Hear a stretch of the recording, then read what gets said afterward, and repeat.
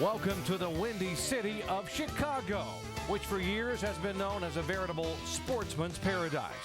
Whether it's the Bears, the Bulls, the Blackhawks, or those baseball boys of summer, if you enjoy sports, this town has it all. This weekend, it's the boys of NASCAR who come calling, and it all starts with qualifying today at this 1.5-mile D-shaped oval in Joliet.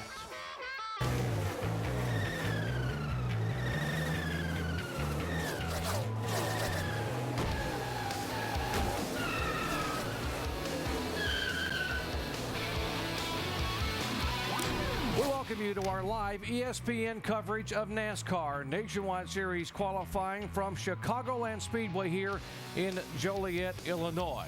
While the windy city of Chicago has become the rainy city of Chicago as the rains have moved across the racetrack about an hour ago. Here's the good news, though. The rains have moved away. The cars are in line for inspection. Track drying is continuing now, and we hope if we don't get hit again, that we'll have a shot to get qualifying underway. Qualifying will determine the starting lineup for tonight's race, which you will be able to see over on ESPN at 7:30 Eastern Time, beginning with NASCAR Countdown. Hello, everyone. I'm Jerry Punch, along with Rusty Wells and Andy Petrie. We are glad to have you here with us at Chicagoland Speedway. Guys, in the final practice session yesterday, it was almost a panic mode in the garage area. People slinging shocks and springs, thrashing down there to get the cars dialed in. What could that mean if we get qualifying in and for the race tonight? The guys were certainly scrambling down there yesterday during that practice. Like you said, I've never seen so many shock springs and sway bars being flying around. But one thing that happens over the years is these racetracks mature and they start getting some bumps in them and the surface kind of goes away. And that's happened here. And the thing that makes it so bad now is the setups are so harsh on these cars to get them down where they need to be, to run fast. The setups are very harsh, and that makes it kind of amplifies the surface. And so these guys were really scrambling trying to get their cars to handle. Andy, you're exactly right. You talk about harshness. I remember a couple of weeks ago we were at Kentucky Speedway. And at that Speedway, the same thing happened. A lot of the teams were going crazy, changing springs, changing shocks, saying, I've never been on a track that's so rough in my life, and it really upset those handling. But the problem we got here today is this track is very, very green. It's rained all morning. There's no rubber on the racetrack. And yesterday, we were wearing out some right rear tires. And that should even make this problem worse today with no rubber on the track, Jerry. If getting bumps and wrinkles is maturing, I guess I resemble that remark. There are 49 cars in the garage area. Hope you'll be able to make it in and get a shot at qualifying today. 30 are guaranteed by virtue of owners' points. That means at 19, these guys you see on the screen will vie among themselves for just 13 starting spots. And that means 6 will go home. For more, here's Jamie Little. And perhaps the most notable driver in that list of guys who would go home is Paul Menard. Your second, or this is going to be the 7th attempt. 5 of those, rain has been a factor. What is this like, Paul, watching the radar, wondering if rain is going to send you guys home? Well, it's beyond our control, obviously. So it's going to be what it's going to be. But you know, our car was really good yesterday. We had two strong practice sessions, and looking at lap tracker, I think we were top 5 car. Did one qualifying run and wasn't very good. So you know, a lot of times if you qualify good in the series, you won't race that good because of the impound procedures and everything. But if we get qualifying in, I think we'll be just fine, and look forward to the race. In that second practice last night, we saw a lot of guys throwing springs and shocks at the cars. So many things going on. What was your second practice session like? It kind of caught us off guard a little bit. I mean, the track cooled off. I would have thought that it would pick up more speed. We actually ran a little bit slower in the second session.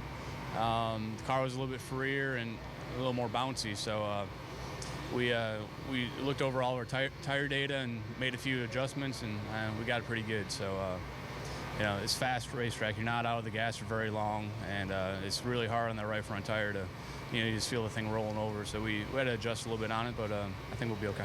Well, Paul Menard, a lot on his plate this weekend, doing double duty. As of now, he's staying in the Nationwide garage and watching the skies. Let's go to Mike Massaro. And other people watching the skies are those who are locked in and who would benefit by it raining. And, of course, I'm talking about the 18 team because they are the points leaders. They would start on the pole if qualifying were rained out. Standing by with crew chief Jason Radcliffe. With as important as track position is here in Chicago, how much of an advantage would it be for you to start up front tonight?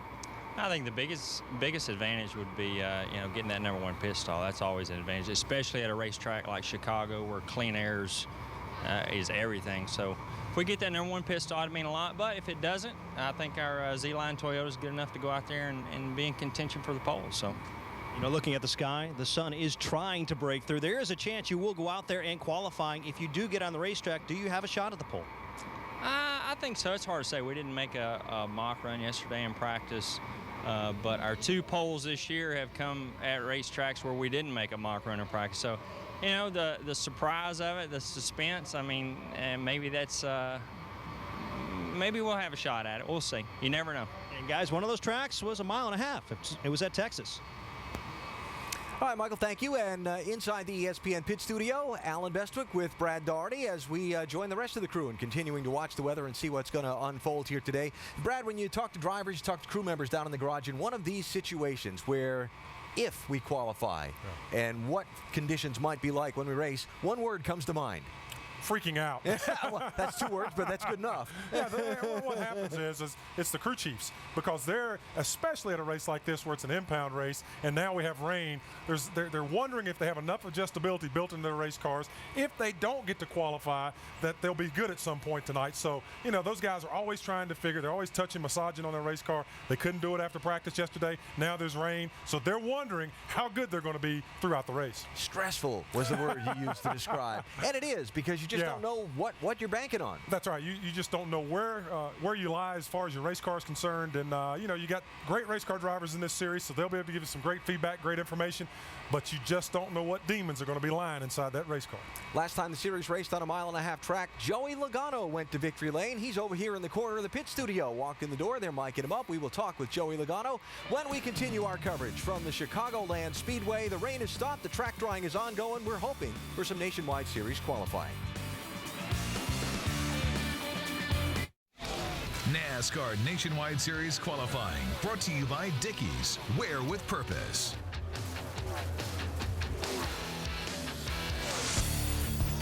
So last time the NASCAR Nationwide Series raced on a 1.5 mile track, it was at the Kentucky Speedway on June 13th. Joey Logano flew in from the Cup race in Michigan, started on pole in that 20 car, led the first 10 laps, then didn't lead again till here. With 10 laps to go, he passed Kyle Busch. He pulled away over those final laps to score the win and celebrate in victory lane. And considering that Logano hasn't run as many races as some of the other drivers who've competed in all of them, he's still 5th in the championship. That's pretty darn impressive. And Joey joins us now in the ESPN pit studio while we wait out the rain and hope to see qualifying. Thanks for the time. Appreciate it. Hey, man, no problem. So let's start with yesterday. Your car in practice, you were fastest in the opening practice, fourth fastest in the final practice as far as single laps. How was it? I thought it was pretty good. You know, the first practice, I thought the thing was awesome. I was like, man, we're faster than everybody. This is awesome. And it's the same car I actually ran in Kentucky, too. So it's probably my favorite car right now, obviously. Yep, that's a good sign. Our second practice wasn't as good. You know, we have good parts and bad parts. We changed tires, and it changed the whole car around a lot. So it kind of left us guessing a little bit. But I'm sure Dave and the guys got the old GameStop Toyota looking good here. You know, I was talking to Dave last week, and I asked him, I said, you guys are so fast all the time.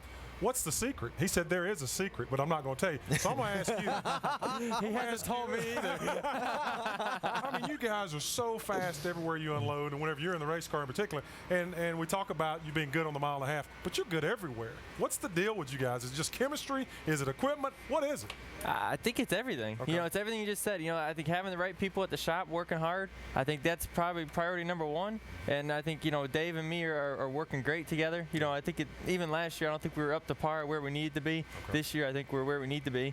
And, you know, I think just everything's gelling just right. You know, and that takes time. I mean, I was talking to the coach not too long ago. He's like, man, it took us 3-4 years to get, you know, this nationwide program to where it needs to be. You know, and it takes that long to get it there. So, you know, I think just both the teams with the 18 and the 20 team working great together. I think everything's just working good, and we're able to keep winning these ratings. You're not going to tell me the secret, are you? I don't know what it is. I just don't know. That's what I think it is. There's something in there. I don't really know. Yeah, people, Joey, use the phrase cookie cutter tracks to describe a lot of the 1.5 miles with the tri-oval down the front. I don't care for the phrase because each track is a little different. And this track's a little different. As you get out and practice, what's There's little not different. two racetracks that are exactly the same, I promise you that. But this place is really fun. You know, I haven't got to race here yet, obviously, but I did the tire test here in the Cup car, and I had a blast with it. You know, and now coming here, it's probably one of the fastest places we go to, or at least you feel like you're going fast. You know, through 1 and 2, I think qualifying, it's going to be just coming off the gas and right back to it. You know, I don't think you're going to be off the gas long. Definitely no brake probably.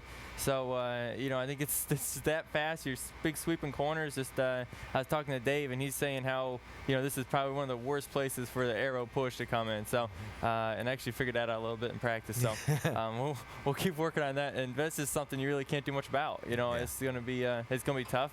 But track position will be big like every race. Want to talk just for a minute about the Sprint Cup side of things. For you, just a couple of weeks ago, for Joey Logano in his native New England, a huge day. This is one of those kind of murky days. We're not going to have a whole lot of sunshine. Rain could be a factor. Is anybody going to play the weather game? Everybody's ready to race, man. I've never seen guys warm their tires up so much in my life. Everybody is expecting a little bit of rain. People are going to try to stay up front as much as possible here. It's going to be a little rain coming probably at some point. We're going to wait it out and hopefully be up front when it happens. Tony Stewart, Jeff Gordon about to lead the field to the green. They head down the front stretch and take the green flag. Gordon giving absolutely no ground on the top side of the racetrack. They take that top spot away from Stewart. You know, we're pretty damn good. Here they go for the lead off of turn 2. Kurt Busch to the inside of Jeff Gordon. That 2 car, if he pushes me up out of the groove, he better make sure he does it all the way because he's not going to make the next corner. Clouds starting to darken a little bit here. I know that's going to play into the mindset of these crew chiefs and these drivers. But I can't come off the corner to save my life. I'm just sideways. The racetrack's a little damp here. I mean, we got that light mist, so just hang in there. Trouble in turn 2. 2 cars tangling in the process. Joey Logano with a flat left rear tire brings out the caution flag. He just freaking, like, what the hell? Trouble. Martin Truex's turn collects several cars. Don't normally see this kind of accident at New Hampshire Motor Speedway. Wow. That was a damn mess right there watching on TV. We definitely know who the one car's mad at. That would be the 18. Joey Logano got the lucky dog free pass under this caution. It's go time for all these drivers. Tony Stewart races to the inside of Jeff Gordon. Your new leader is Tony Stewart. You got rain coming on the way too, so just keep gigging for everything you got. At some point, very, very soon, the leaders are going to have to make a green flag pit stop. 3, 2, 1, right here. 4 tires of gas, guys. Nice and full. That's only a couple of seconds that he got hung up on that right front, but that's 5 spots. Go, clear, clear. Get it. Brian Newman now is being shown as the race leader. About 14 laps till we pit. The rain's real close. 10-4 and be safe fuel. You can do that. I don't know how to run like hell, old man. Amount of fuel coming in. Amount of fuel. Brian Newman now on the pit road. He is going to surrender the lead. Joey Logano on point, begging for the upset. Save fuel for me. You got to save fuel. We're good for about 3 to 5 laps there. Stay in front of that too. The 20's going to have to pit. You'll be the leader. There's no way he's got much fuel in that thing. Caution's out. Caution is out. The rain is here. How many lucky dogs did he get today? Couple. Keep your fingers crossed. Say a prayer. Go spinning it out now. Racetrack's wet. You ain't did it. NASCAR has declared the race official. Congratulations to Joey Logano, the youngest Sprint Cup winner ever.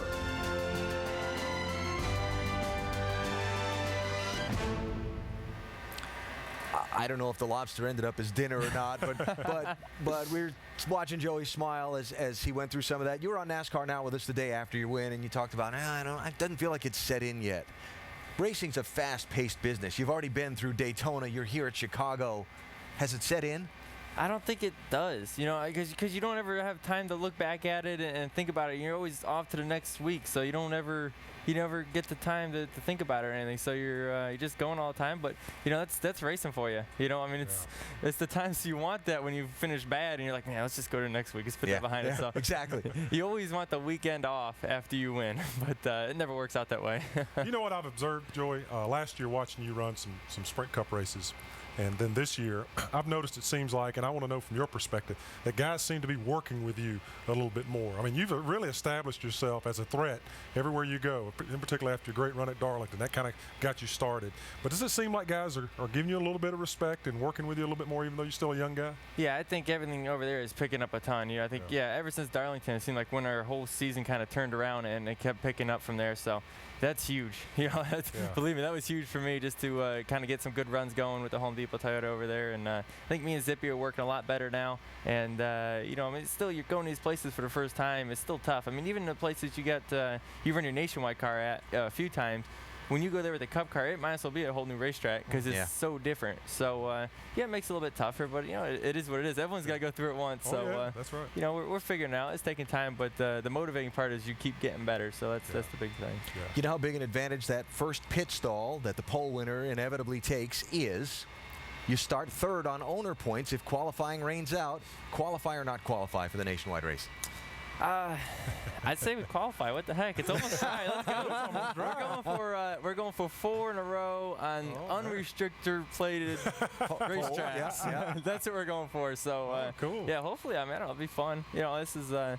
You're going to be hanging out qualifying here. I bet I'll come in huffing and puffing like I usually do any other place I qualify. I seem to hold my breath all the time when I qualify. Well, not having experienced it, I can understand why. Appreciate you taking the time to come by, and we'll watch and hope you get a chance to qualify. All right, guys. Thank you. Thanks. Joey Logano, driver of the GameStop Toyota, that car that's being pushed out toward the grid, hoping this track continues to dry just like it is, and he gets to climb aboard and go for his starting spot in tonight's NASCAR Nationwide Series race.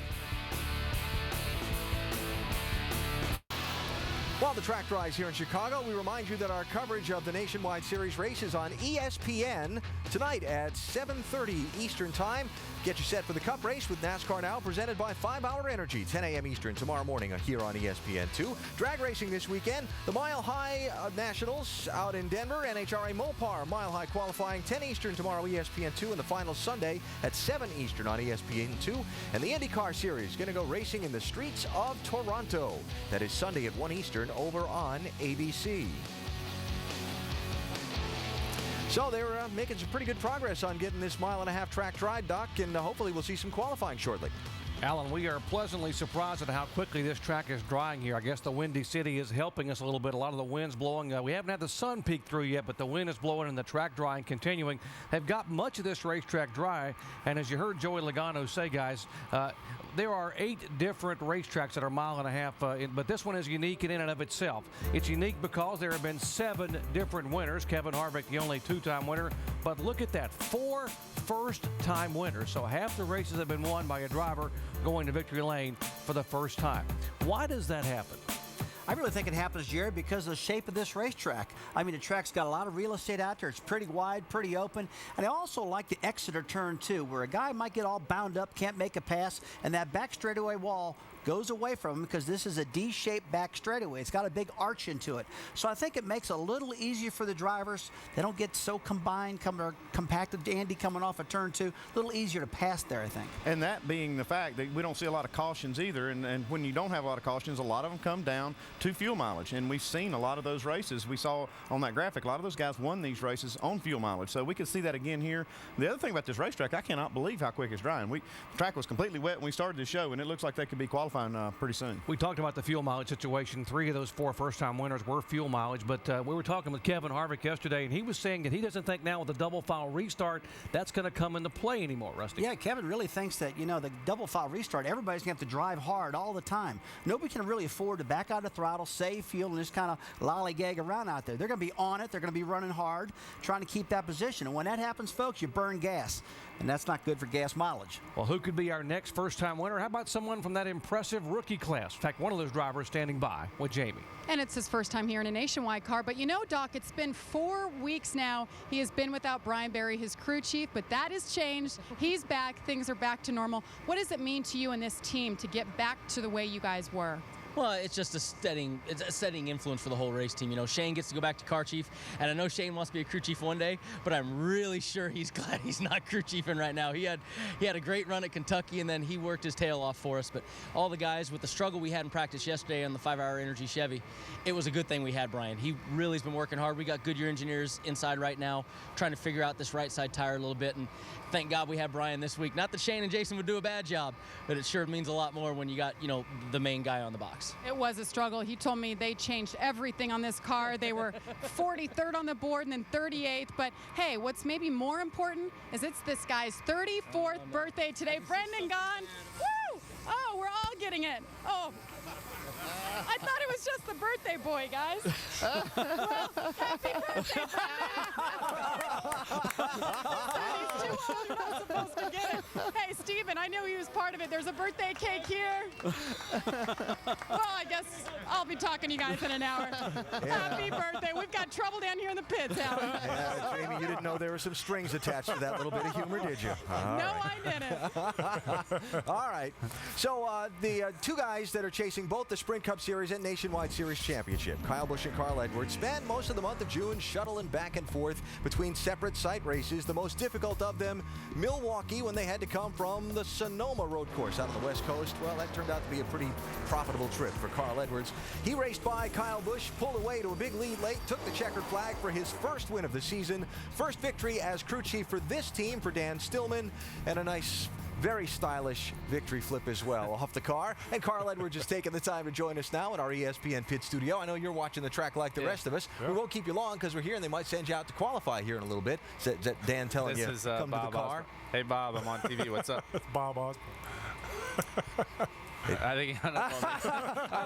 think he's probably sitting in the truck in the Cup garage watching the TV. Yeah. I just got a text message from Dan Stillman. He says the track should be ready around 2:30. So that's that's coming up, and we go out 17th with our Ortho Fusion, and it was. I mean, we were one on the board, number one yesterday. It was real fast, so I'm looking forward to it. Hopefully, we get it in. Led my first question, which was fastest in final practice. Was that fastest race run, or was that on a qualifying run? That was a qualifying run. And the race run, I mean, my guys worked extremely hard. We started out and the thing was not good. I mean, I was out there just, sawing, and it's like, this is ugly. And Dan Stillman and the guys worked really hard and got the car really competitive. I think Joey Logano was real fast. There were a couple guys that were extremely fast, and we felt like we could keep up with them. So I'm looking forward to this race. You have talked about, from points to points during the season, your team needing to get stronger to get up there and run with Kyle. That's been out there running out front in a lot of races. Where do you stand? Well, I think we're way better than we were. At the beginning of the season, it seemed like we were struggling to finish, fourth or fifth, and those were our really good days for us. But lately, I felt like we've been real competitive. I mean, we won at Milwaukee. We were, I think, the best car at New Hampshire. We had a little bit of trouble on pit road, and then we come here, and this is the fastest we've been in practice at 1.5 miles. And I mean, we still have to run the race. I don't want to get too far ahead of myself, but I feel like our team and our guys at the shop are working really well. You guys seem to always be a strong second half team. Why is that? Why is it all of a sudden your chemistry seems to come together the second half? I don't know. It's probably because I'm getting to know my crew chiefs in the first half. So we're learning how to work together. And, Daryl Morrow and all those guys, we keep getting new crew chiefs come in. And Dan Stillman came in, and he's had to learn to work with these guys and in the Roush system, which is tough, just because every team has a different way of doing things. The middle part of the season, when the Nationwide Series goes to St. Louis, which you would consider one of your two home tracks, always a big week for you. You got a lot going on this week. Yeah, it's fun. This week, we run here in Chicago. Got a lot of folks coming, and then a couple really fun things coming up on Sunday. I get to play in the celebrity softball tournament, the All-Star game. Yep. Oh man! I brushed up on my softball, and I'm glad I did. I got to play a game at home, and it was ugly, so I learned some things. And then Sunday night, I'm going to I-80 Speedway in Omaha. My brother races up there, and going to give some two-seater rides up there at I-80 and sign some autographs. That'll be a lot of fun. And then Tuesday, we're going to start our annual bicycle ride to Gateway, and we're doing the first portion as a charity ride on Tuesday morning at 9 a.m. from Waltz Bicycles in Columbia. Going to raise some money for my friend Sam, who's going through a lot of therapy right now. Yeah, it's going to be a busy week and a fun week, and we look forward to following all that. That charity softball game, is on our network. So yeah, it's going to be great. We and the rest of the country are going to get to see how you do as a softball player. It's going to be ugly. Yeah, but just remember that it's all in fun. You should see me when I swing. I swing too hard and I miss. It's ugly. It's terrible. All right. Hey, thanks for the time. We're going to get you out by your car. All right. Because they're going to push that thing out shortly, and you're going to get to qualify, we hope. Dry on the track here at Chicagoland. Carl Edwards, thanks for a bunch of the time.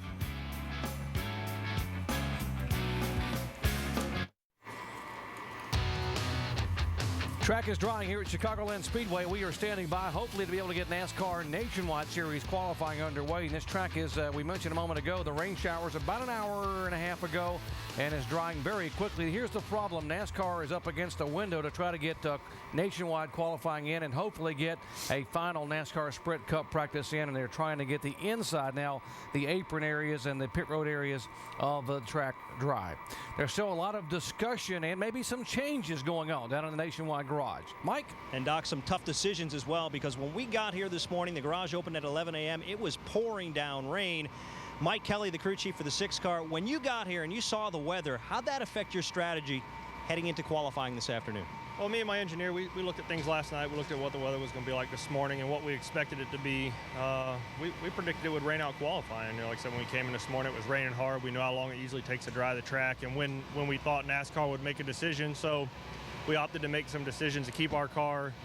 It was really good in race trim at the end of the night, and we would really have to crutch it up pretty good to get a good qualifying effort. And we rolled the dice and decided that we would probably leave a little bit on the table for qualifying, thinking it would rain out and have a really good car for race trim. Well, the skies have cleared up and the track's dry, and it looks like we're going to go out and qualify here. But I think we can crutch it up enough with air pressure, and David will have to get us a good lap here for sure. If you do go out here and the racetrack is dry enough, you're out there in race trim, what do you expect? I don't know. Like I said, at the end of yesterday's practice, which was 6 o'clock, 7 o'clock, the track conditions were totally different than it would be now.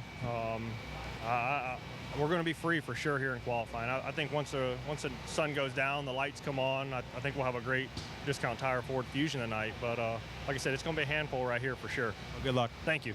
And for more on making these types of adjustments, we go to the Craftsman Tech Garage with Tim Brewer.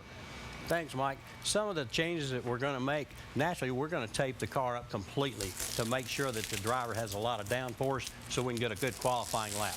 But what he's actually talking about when he's changing air pressure, he's going to increase the air pressure in the front tires because he's got a great race setup right now. He doesn't want to mess with that. So he's going to increase the front air pressure to where the driver can drive the car down in the corner with the tape on the nose to get a good lap.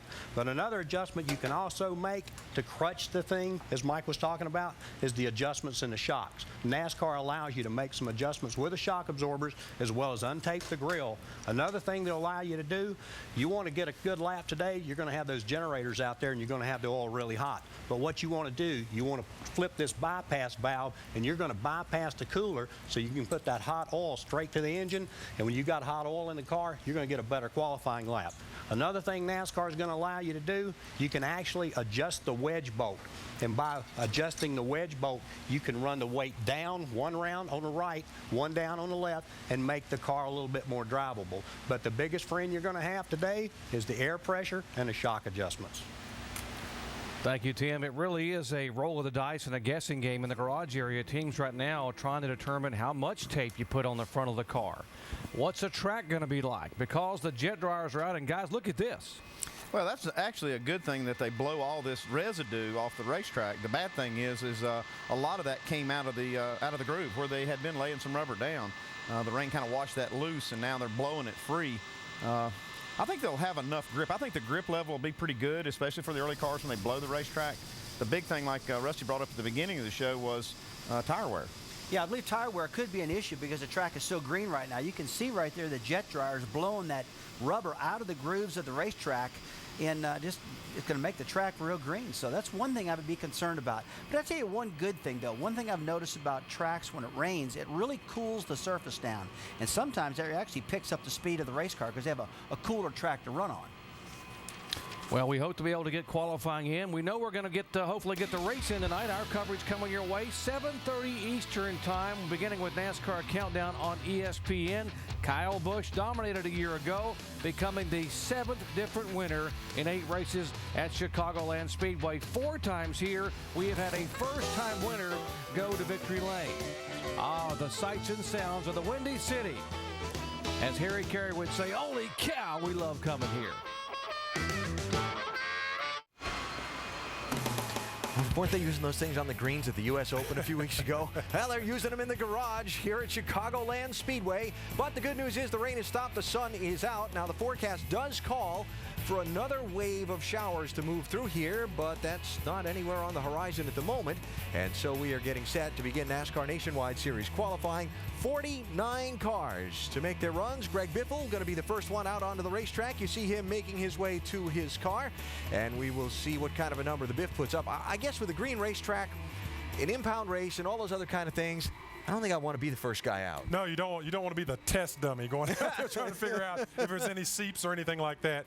But you know, like I said, these are some of the best race car drivers in the world. They'll figure it out. But the guy I'm really happy for is Paul Menard. Yep. Being so close to this area as far as hometown, he gets a chance to go out and qualify. He's got a great race car. Who knows? It could be a Cinderella weekend for him. One of the guys getting ready to go is Jason Leffler. He's with Jamie. Well, it's got to be a good thing that he's rolling off 30th in qualifying. What do you think, Jason? Yeah, it's. I think it's great we're getting qualifying in. Great Clips. Camry was really good in race practice. We didn't do a qualifying run, and we never do. It just seems like whether we do one or not, qualifying is not one of my strong points lately. So guys give me a great race car, and whether we're up front or not after this qualifying deal, we'll be up front at the end of the race for sure. So got to think the guys are doing a great job and looking forward to racing tonight for sure.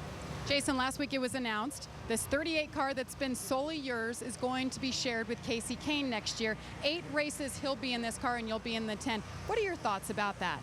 Well, I mean, it's good. It's great that Great Clips is back for 3 years, you know, and it's going to be funny to watch the 38 car race, and I'm in a different car. I'm going to run for a full season, and I'll be in the 10 car, another numbered car, Braun, and it'll be one of our other sponsors, you know, so I'm in good shape. But, yeah, when you've driven the same car for 3 or 4 years, then it'll be funny to see it going around the racetrack without you. But all in all, it's good.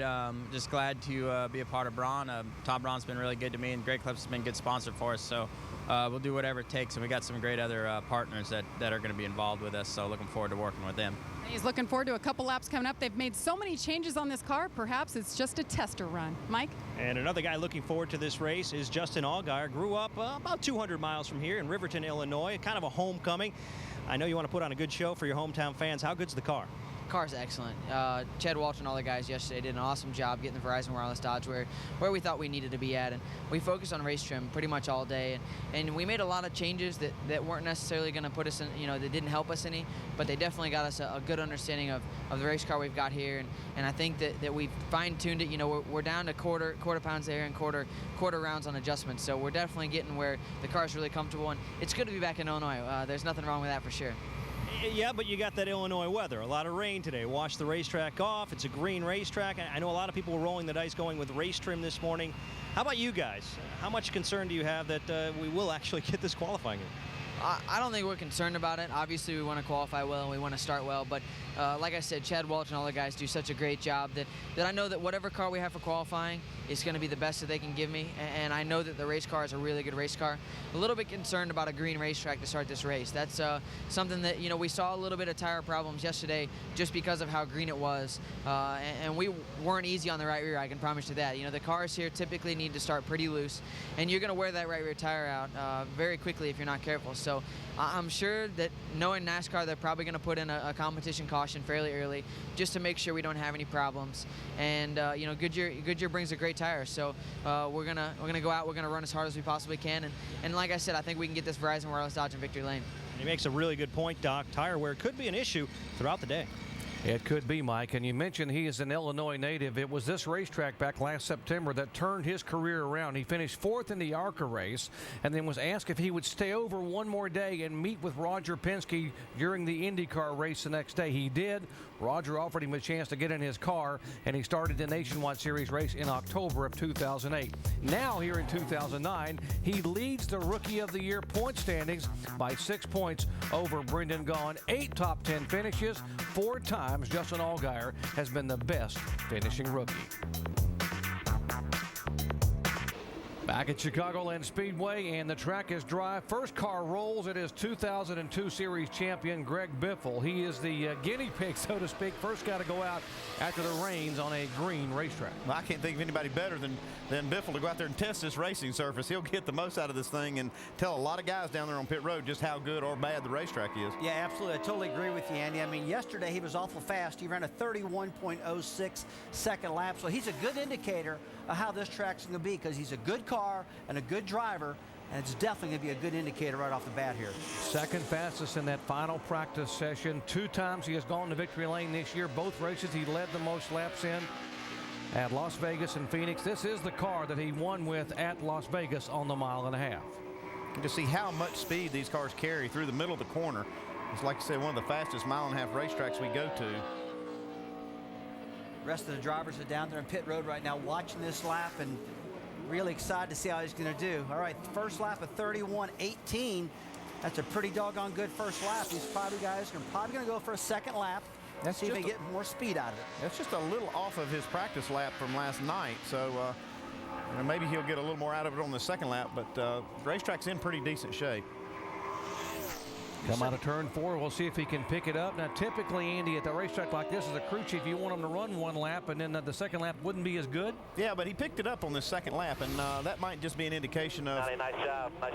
No, that's tough. Nice job. That he just didn't want to wreck the car on the first lap, not knowing where the racetrack is. And that's what I say. This gives other drivers on pit road a lot of confidence in what the racetrack has in it. You know, when Greg runs a 30-90, they say, okay, then we can go out there and run pretty hard. And getting into 1 or 2. Pretty decent grip, though. Hard to believe that Jack Roush has never won a race here at Chicagoland Speedway as successful as Roush Fenway has been. There's no doubt about that, Jerry. Right with that. This guy's won everywhere.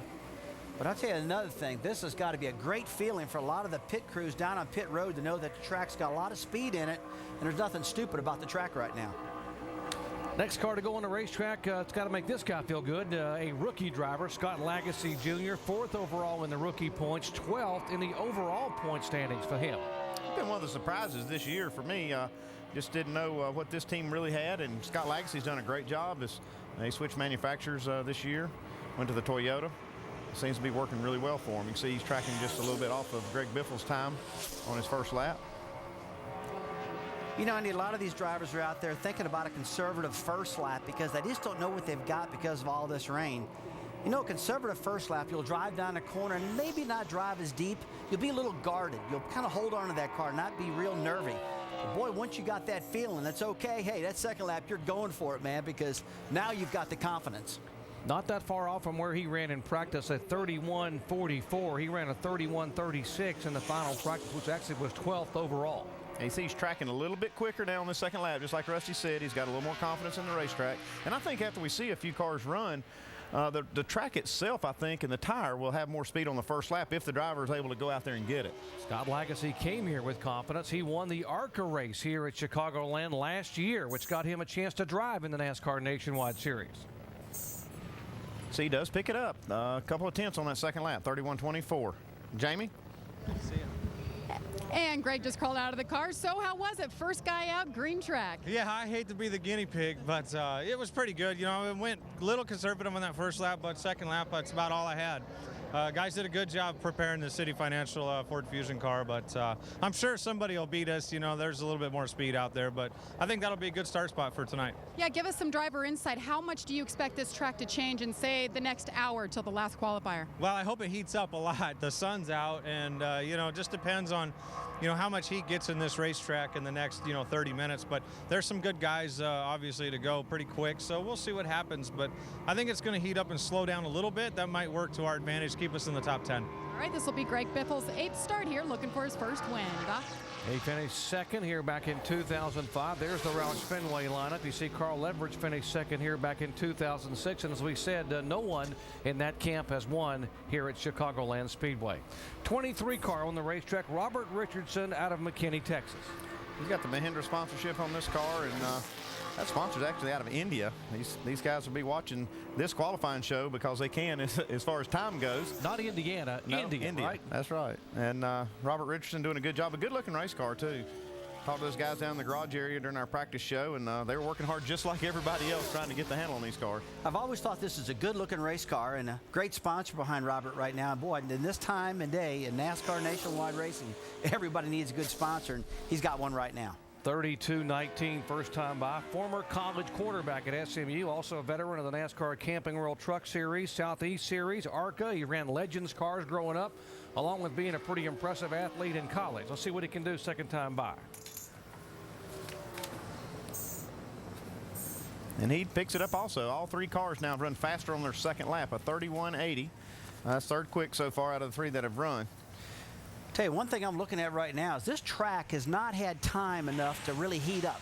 The rain we had this morning has cooled the surface way down, and as Greg Biffle said, I think as the day goes on, it's going to heat up just like a frying pan. The more that flames on it, the hotter it's going to get, and right now it hasn't had time to do that. Yesterday, Rusty, we followed the perils of this team, Johnny Davis Racing. 6 total employees, 3 race cars here. And Danny O'Quinn, the former Rookie of the Year. It's just amazing that these teams could even get to the racetrack, Andy. They really have worked hard this week. Just devastating at Daytona. The results they got out of that. They put a lot of effort in that race and didn't get a lot to show for it. But this is actually the first time that they've had, or the second time they've had new tires on the car. They used one set of tires in practice yesterday for the entire 57 laps they ran. So they did not make a simulated qualifying run. Ricky Byers, the crew chief, and Danny decided they just can't afford to be throwing tires with this car in practice, so they wait till qualifying to do it. And this car is locked in on as far as points go, so he doesn't have to make the race on speed, although they do want to get the best qualifying lap they can here. We might explain what happened in Daytona. Danny O'Quinn in the 01 was involved in an accident in the final laps with his teammate Curtis Davis, the 04, and the other car, the third car, the 0, blew an engine. That was Mike Wallace in qualifying. So all 3 cars damaged or had problems just a week ago. Wow, that's a heck of a lap right there. Danny O'Quinn outruns Scott Legacy and moves up to second position right now, 31-20. And Andy, if he picks up any at all, which he is right now, take a look at our tracker. Man, he's tracking first right now. Yeah, he's got a good lap going. If he can keep it going off turn 4, you see he's losing just a little bit of momentum coming off forward of the line. I told Ricky Byers, the crew chief, that if they qualified good, I was going to take some credit for that, for down there working with him in the garage. Well, he said, well, you always have. What a lap by Danny O'Quinn, quicker that time. Awesome. I probably could have held it wide open. I just didn't realize it was going to have that much grip. Good job, man. That's good to see this team bounce back after Daytona, the problems they had there. That is fantastic. We're following them yesterday, and you're thinking it's a team that's just, underfunded and doesn't have the good equipment, but boy, Danny stood on it and really got everything out of that car that time.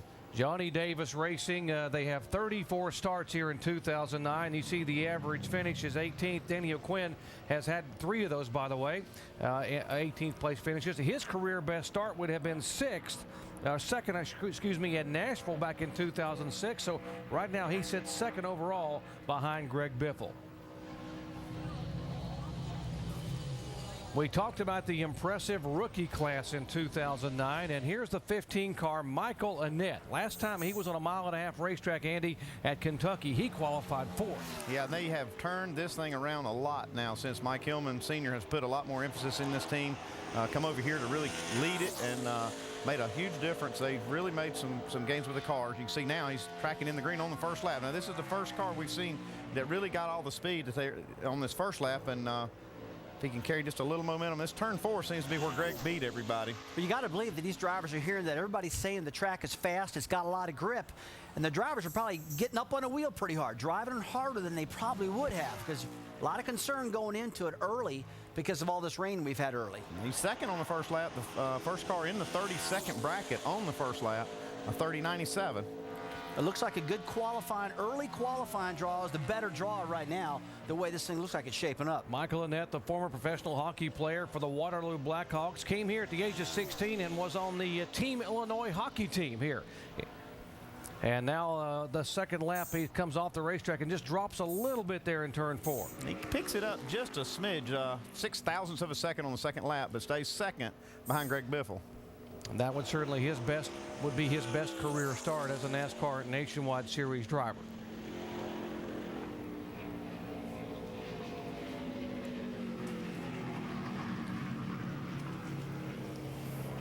Next car to go out should be the 32 car of Brian Vickers, and he is the pole sitter for the NASCAR Sprint Cup Series race here tomorrow night. His 5th pole of the year. How about an all Red Bull front row for that Cup race? Yeah, that's really a big turnaround. Brian Vickers has been fast everywhere, but Scott Speed on the outside pole.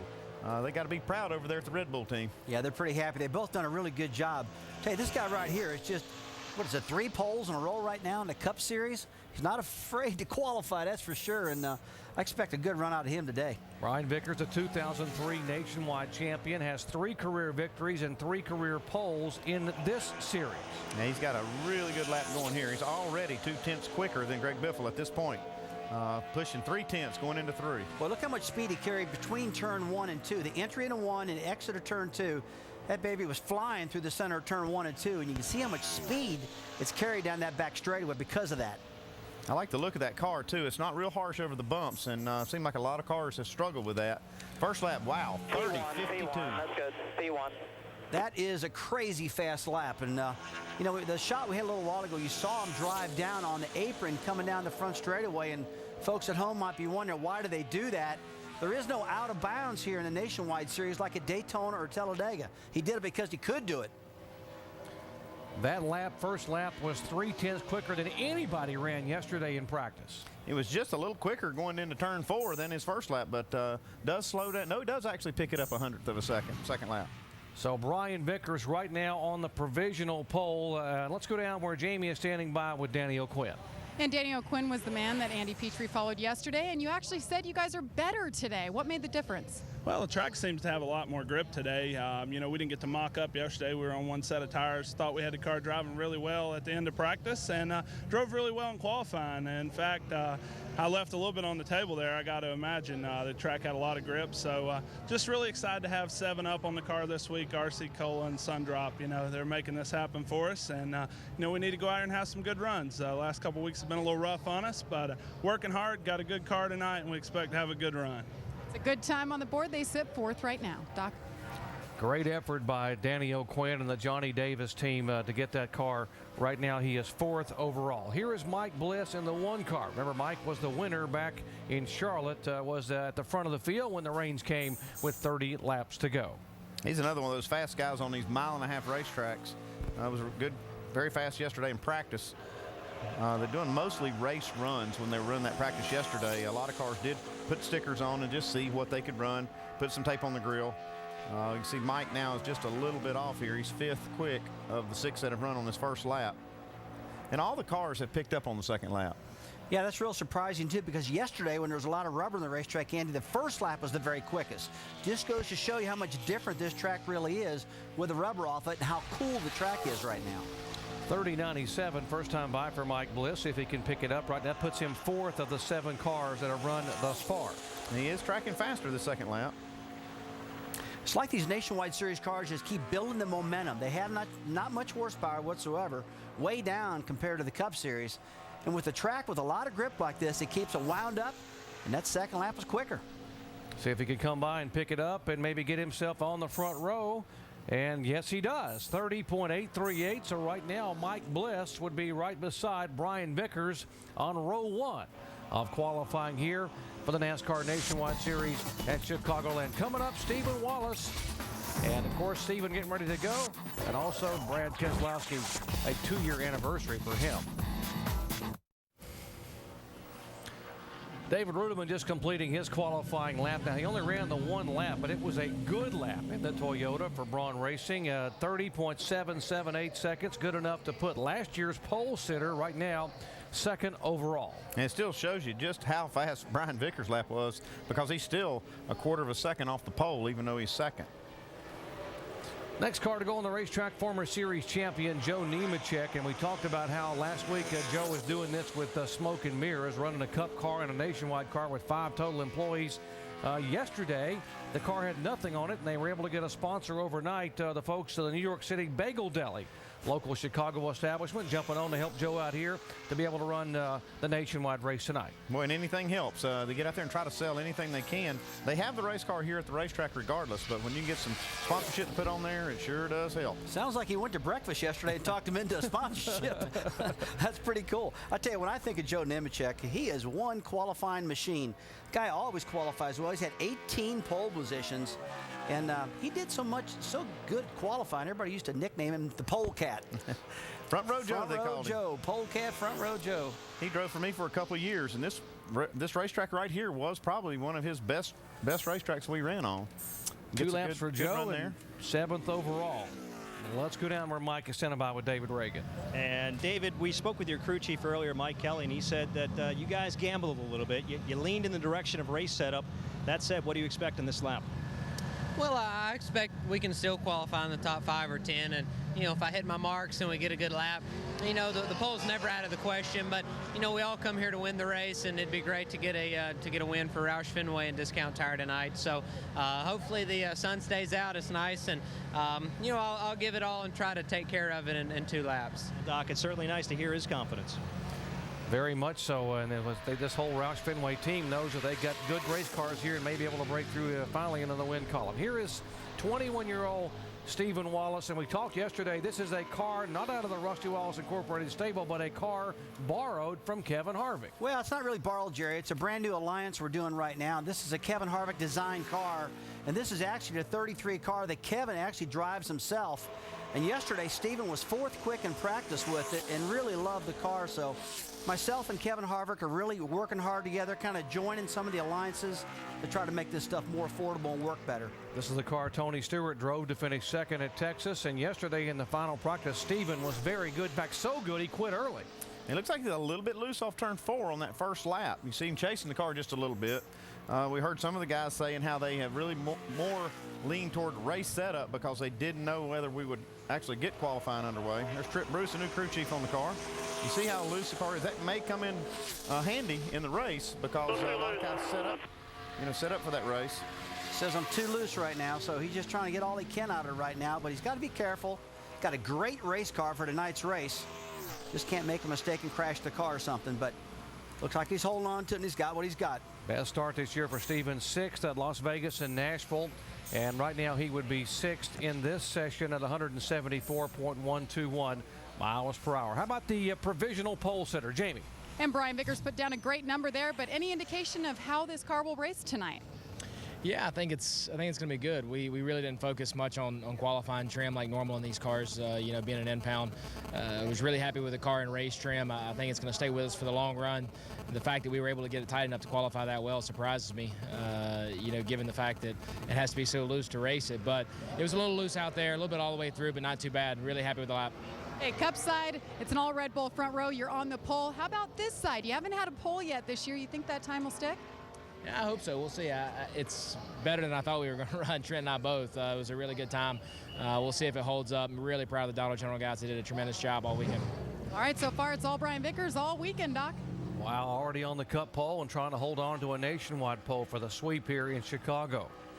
Next car on the racetrack, folks, this is Michael McDowell. I know what you're saying. Michael McDowell's in the 47 car. Well, he was in the 47 car for the first 17 races of the year, but now because of some sponsorship woes, he's going to run the next few, I guess, in the 81 car until they can maybe reacquire sponsorship, if possible, back in the 47. It keeps him on the racetrack, keeps him sharp. I know he hates not running that 47 because they had built up a pretty good little momentum going there and had some good races and some good finishes, but at least this keeps him out on the track. 3rd in the rookie points, 11th in the overall point standings as a rookie. 4 times this year, Michael McDowell has been the highest finishing rookie. Let's see how he can do lap 1 in the Dodge, and 31.56. Probably not the lap he's looking for, but again, he's going for the points. Got to keep that going. He had to get out of the throttle coming off turn 2 there. Looks like the car took off on him. Yeah, got awful high coming off of turn 2 and saw that gray area up there on top of the track where that's not the groove you want to be in. You get up there, you crash. So rather than take a chance on losing a race car, he will shut it off because he is guaranteed a starting spot. So is the guy standing by with Mike Massaro. And that's Kyle Busch. And Doc, as we talked about at the top of the show, if the skies did open up, he would have inherited the pole, but now, man, you got to go out and win it. You got something for the pole today? Not with what Vickers just laid out. I don't think so. We'll just go out and put a lap down. We don't need anything crazy, and outrace them tonight. With the racetrack the way it is, being a little bit more green right now, how do you approach that first lap? Well, it'll get rubbered up here in Cup practice, so it'll be fine for the start of the race like it was last night for practice, you know. And last night in practice, the Z-Line Camry was pretty decent, so you know, we're looking forward to the race. Certainly, as we've seen, Doc, over the years, he's one of the most versatile drivers in this series. He can adapt to any track conditions there are. Exactly, Mike. In the last 3 times we've been on mile-and-a-half racetracks, Kyle Busch has led the most laps. Here is Brad Keselowski. It was 2 years ago this weekend that he made his debut with Junior Motorsports. Dale Earnhardt Jr. and Rick Hendrick, the co-owners of this car, had a top 5 finish last year, but he struggled in practice yesterday. He certainly made good use of the last 2 years, though. He has really done well in this car, and he's also done well in the Cup car, winning at Talladega. But he was not alone in practice. There was a lot of cars down there scrambling and changing things and trying to get a grip on this racetrack. Yeah, when I think of Brad this year, it seems like he's really struggled in qualifying, but boy, they get that thing right for the race. And he comes from the back of the field to the front probably more than I've seen anybody all year long. It looks like he's having a decent qualifying run. In fact, that's a great qualifying run so far. He's tracking 4th quick at the moment. Yeah, you can see he's picking up on this second lap. Seen a few cars now take 1 lap or run faster on the first lap, but Brad picks it up quite a bit. 30.82, 3rd quick. One of 15 drivers doing double duty, and we talked about his season last year, which was a good one, but how about comparing that one to this year? He's even better this year. After 4 frustrating races to begin the year, he now has 12 top 10 finishes, including 7 in a row. He's right now 3rd in the point standings, and that 1 victory coming at Dover, Delaware.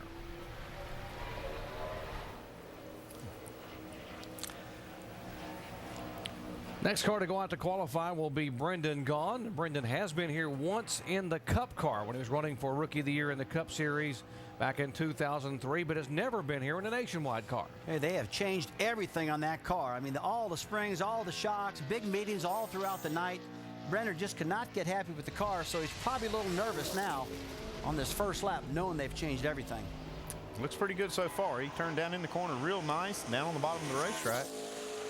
And I would say this is going to be a confidence-building first lap. He's going to have to go out there and see what he's got, and if he's happy, then go for it on the second lap.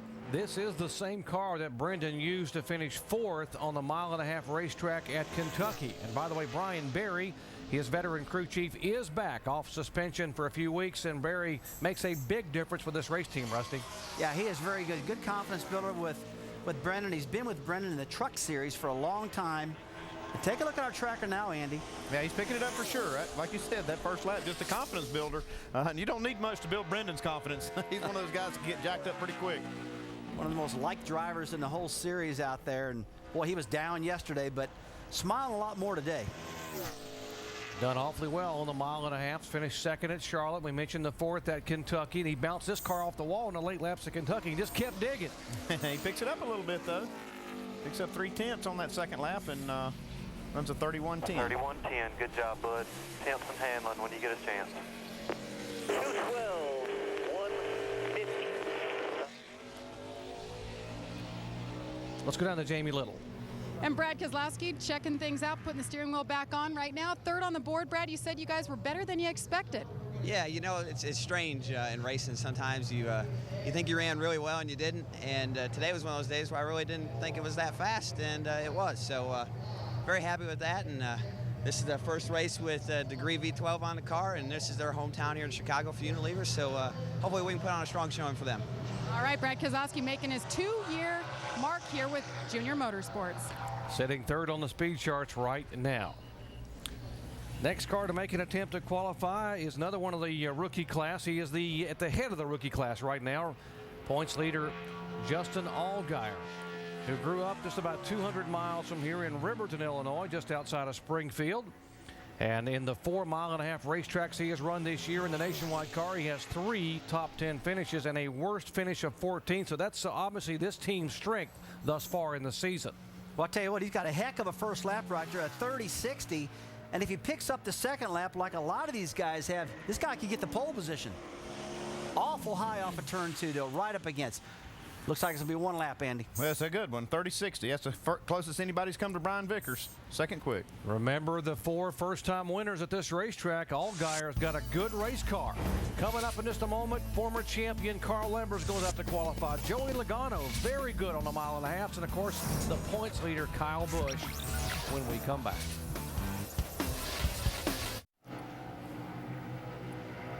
Tony Raines has clocked in 13th overall of the 15 cars that have gone out to qualify. 31.377 for Tony in his Chevy. And he is guaranteed a starting spot. On the racetrack is the 2007 Series champion, cousin Carl Edwards. And Carl has had good luck here. He has been a pole sitter at this racetrack back in 2006. He gets a good first lap, but not quick enough to beat Vickers or Allgaier. A 30.64. Not a bad lap at all, but got to pick it up. He's going to get the pole. He was the fastest guy in practice. Yeah, fastest guy last night at a 30.84. And everybody's running faster today, but it looks like he's getting faster down that back straightaway. Yeah, he's got a shot here. He's just a couple of hundredths off. No one has won as many poles as he has in 2009. A 4-time pole sitter. Can he make it 5 poles? He's getting it done, Andy, coming out of 4. Yeah, he does it. 51. Just a few thousandths of a second faster than Vickers. I don't know what's going on. We talked about him being a second-half guy. He is really flying now. Good job, buddy. What's your water temp? 230. Awesome. That's good stuff, guys. That's fun. He's almost out of breath after that lap. And Carl Edwards needs to be able to turn it up a little bit on the 1.5 mile racetrack. So you see how he has done on the 1.5 mile. Only one top 10 finish thus far on 1.5 mile tracks. That was at Las Vegas early in the year. Whereas Kyle Busch has a win and a second and a third, as well as led a ton of laps. Let's go down to Jamie.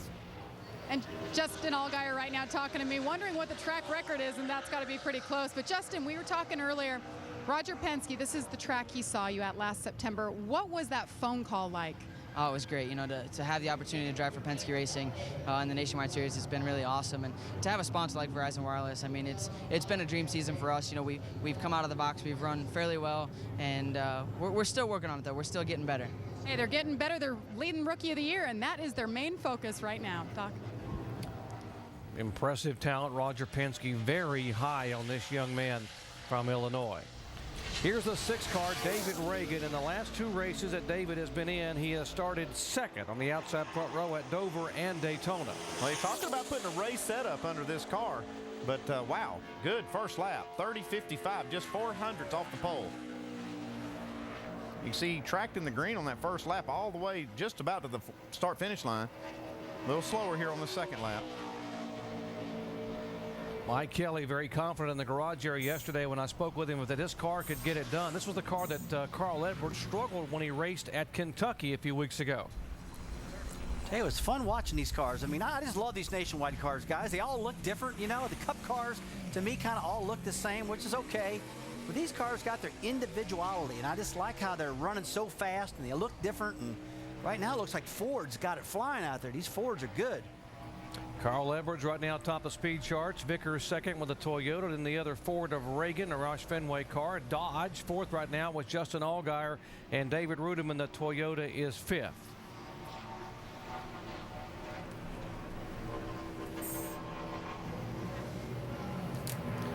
Well, here's Joey Logano. Let's see what sliced bread can do the first time at Chicagoland Speedway. Remember, he did not run at this racetrack last year in the Cup or the Nationwide car.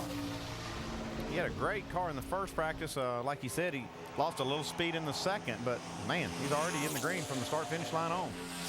Yeah, he was the fastest guy, just like you said, in all the practices yesterday, up to the very last one. And I'm not really for sure if Joey made it a qualifying temp last night or not. He was 4th quick last night, was all said and done, but right now, it falls off a little bit there. Yeah, going the wrong way coming off turn 4. May want to try a second lap. That'll put him 4th right now on lap 1.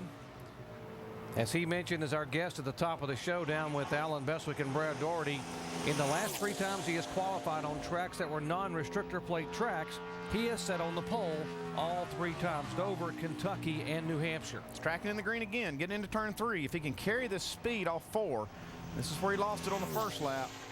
See if he can stay in the green. Nope, he's headed in the wrong direction. Yeah, same exact spot on the first lap and the second lap where he slowed out. Looks like right in the middle of turn 3 and 4 is where he had his problem. He picked it up just a little bit, a couple of hundredths, and moves up to third.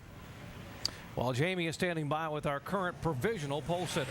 Well, it feels like it's cooling down a little bit. The breeze is picking up. What do you think, Carl? Is this time going to stick? I don't know. I don't know. I hope it does.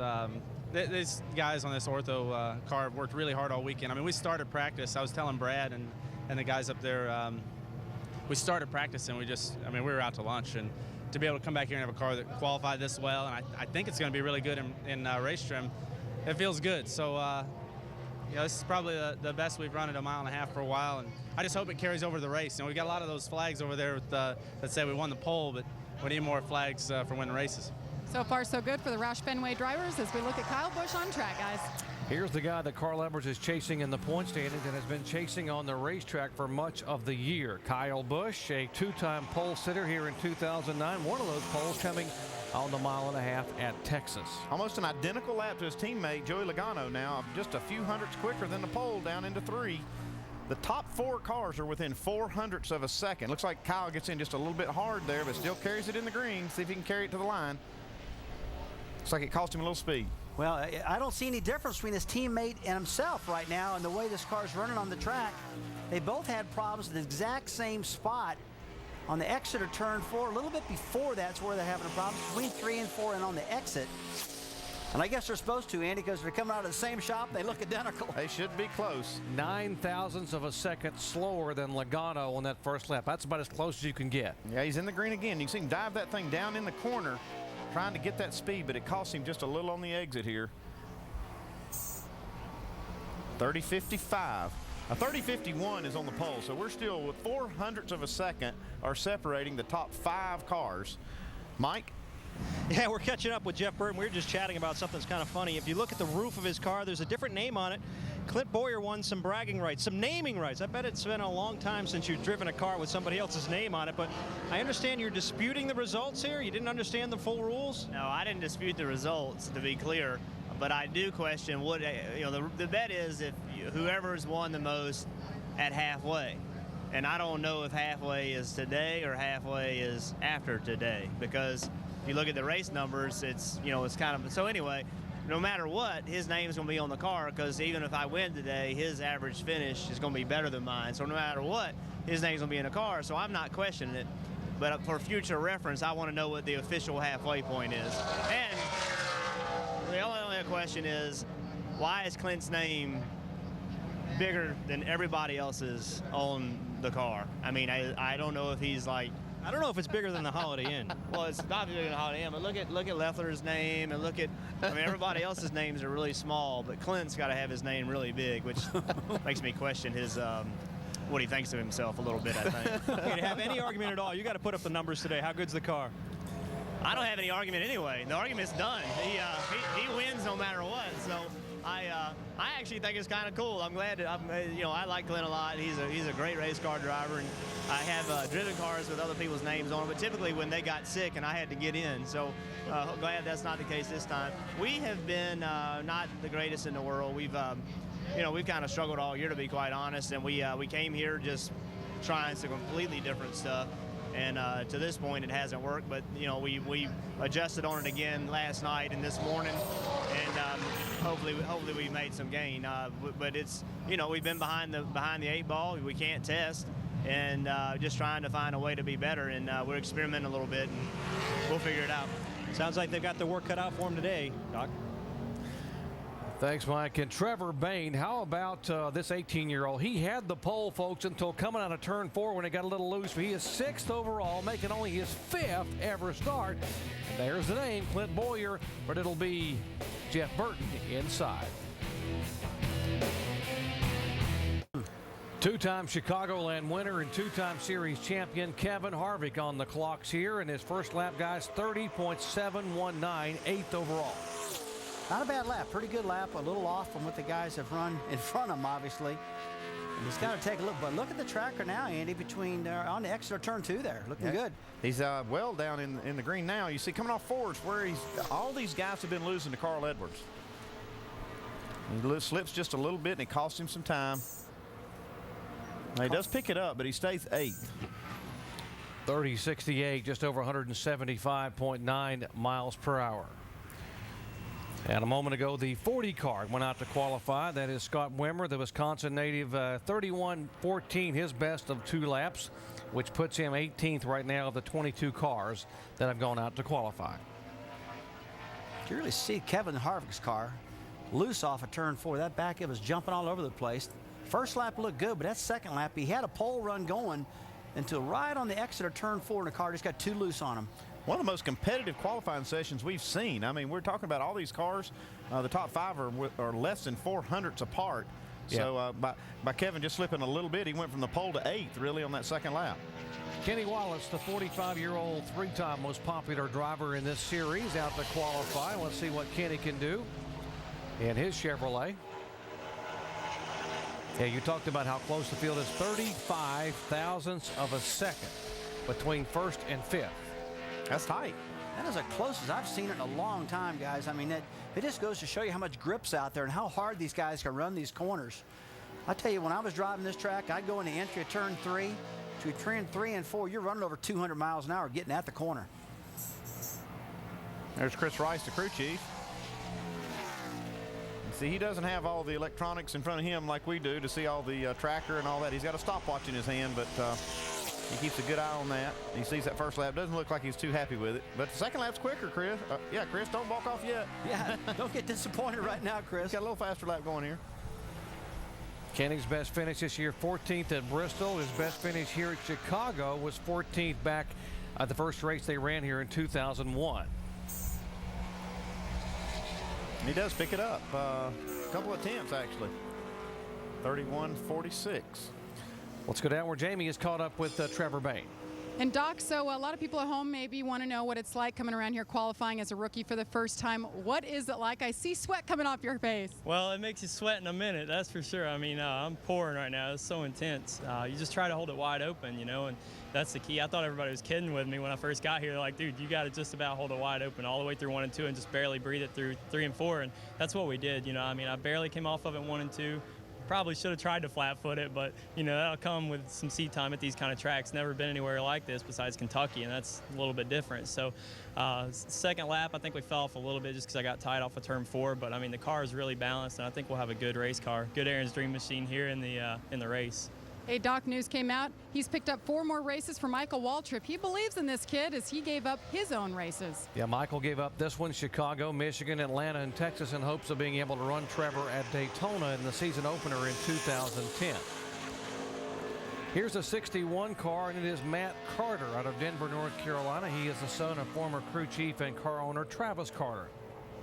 Yeah, it's good to see Matt Carter getting a shot here in the Nationwide Series, and he's made the most of it. He's actually run pretty well with this car, considering what they have to work with. You got a lot of teams out here with a lot of money and support, and some of them don't have that. He's a good short track racer, Andy. Yeah, he is a good short track racer. He won the championship at the Hickory Speedway in 2003, and that's one of the most famous short tracks in the country. He did that. I actually raced against him there at Hickory one night. Come on, you did? Yep, he won the race. Hey, how about There's Doug that? Taylor, the crew chief, owner. There's Doug Taylor, the co-owner, and Doug was telling me they are anticipating making a sponsorship announcement here the next couple of weeks, and they're excited about that happening for this team, Specialty Racing. He shares the ownership with Charlie Schaffner, and first time by Matt, a 31.59. That's going to be the faster lap. He slows down the second lap. Again, they are guaranteed. If you're in the top 30 in owners' points, which this team is, you are guaranteed a starting spot. And they just qualify to see where you start and where you pick as far as pit stalls. Yeah, it's a good feeling when you're locked in the top 30. I mean, these guys are every single week supporting the NASCAR series, and that's a great perk that NASCAR gives everybody in order to lock yourself in the top 30, because you have good days and bad days, but you've made the financial commitment to support this series and run every single race, and that's the reason you get that. Rusty, you're talking finances. This guy right here, Jason Keller, In his career earnings, folks, he is at $12.9 million. $12,960,000 to be exact in career earnings, making his 475th career start, both the all-time record in the NASCAR Nationwide Series. I'll guarantee if you talk to Jason and ask him where all that money is, he'll tell you I have not a clue. I don't have any of it. But he does have 10 trophies on his mantle from 10 wins in this series. He's one of the guys that supported this series for many, many years. This lap, though, looks like he's got his hands full coming to the green there. Yeah, I think it was moving around a little bit, wasn't it? He was 22nd in the final practice session, so they did have a bit of a struggle trying to get this car dialed in. See Todd Gordon there, the crew chief, and they have done yeoman's work this year. They are 10th overall in the point standings, and they have done it trying to repair and rejuvenate some older race cars there at Baker Curb Racing. Yeah, that's tough. You see that a lot, you know, in this series. You have, like I said, a lot of guys that have a lot of financial support, and others have to be creative and really work at it. This is a team that does that, does a good job with it. And they have a good financial support, but they don't have that cup affiliation like a lot of these teams do. Jason has 2 top 5s and 4 top 10 finishes here at Chicagoland. His best finish was second to Justin Labonte in 2004 when he came very close to picking off the win.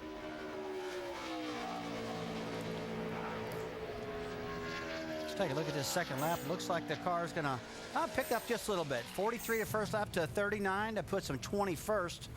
Not what he's wanting, but not a bad lap. 25 cars have gone, and right now it's Carl Edwards, Brian Vickers, Logano, Reagan, and Kyle Busch, the top 5.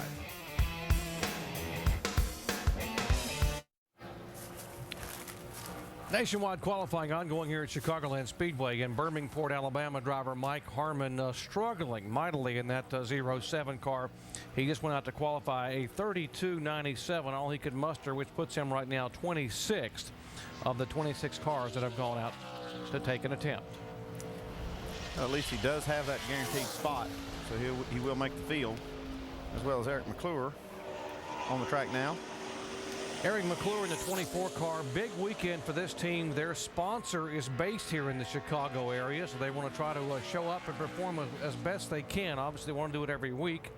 His best 2009 start was 18th at Dover. Hey, Chicago, big city for sponsorships. It kind of reminds me of Detroit. We get up to Michigan Speedway, all the guys are trying to show off for the car manufacturers. Same thing here at Chicago. These guys want to run good in front of their sponsors. A lot of them in this area. See what Eric can do. First time by is 31.83. He really struggled that first lap, but he's got a lot better second lap going here. See, he's tracking 15th. That first lap was only good for 26th. Sort of say the car looks pretty good, but boy, it just didn't do well. As he got into turn 3, you saw the tracker fell off. Did again right off turn 4. Must be struggling with the car off the corner.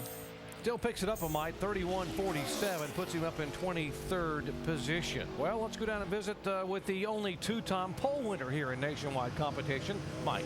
And that would be the Rocket Man. Of course, you're alluding to the fact that he's won in the pole here in 2 of his 3 nationwide races. Ryan Newman, you got something for the pole today?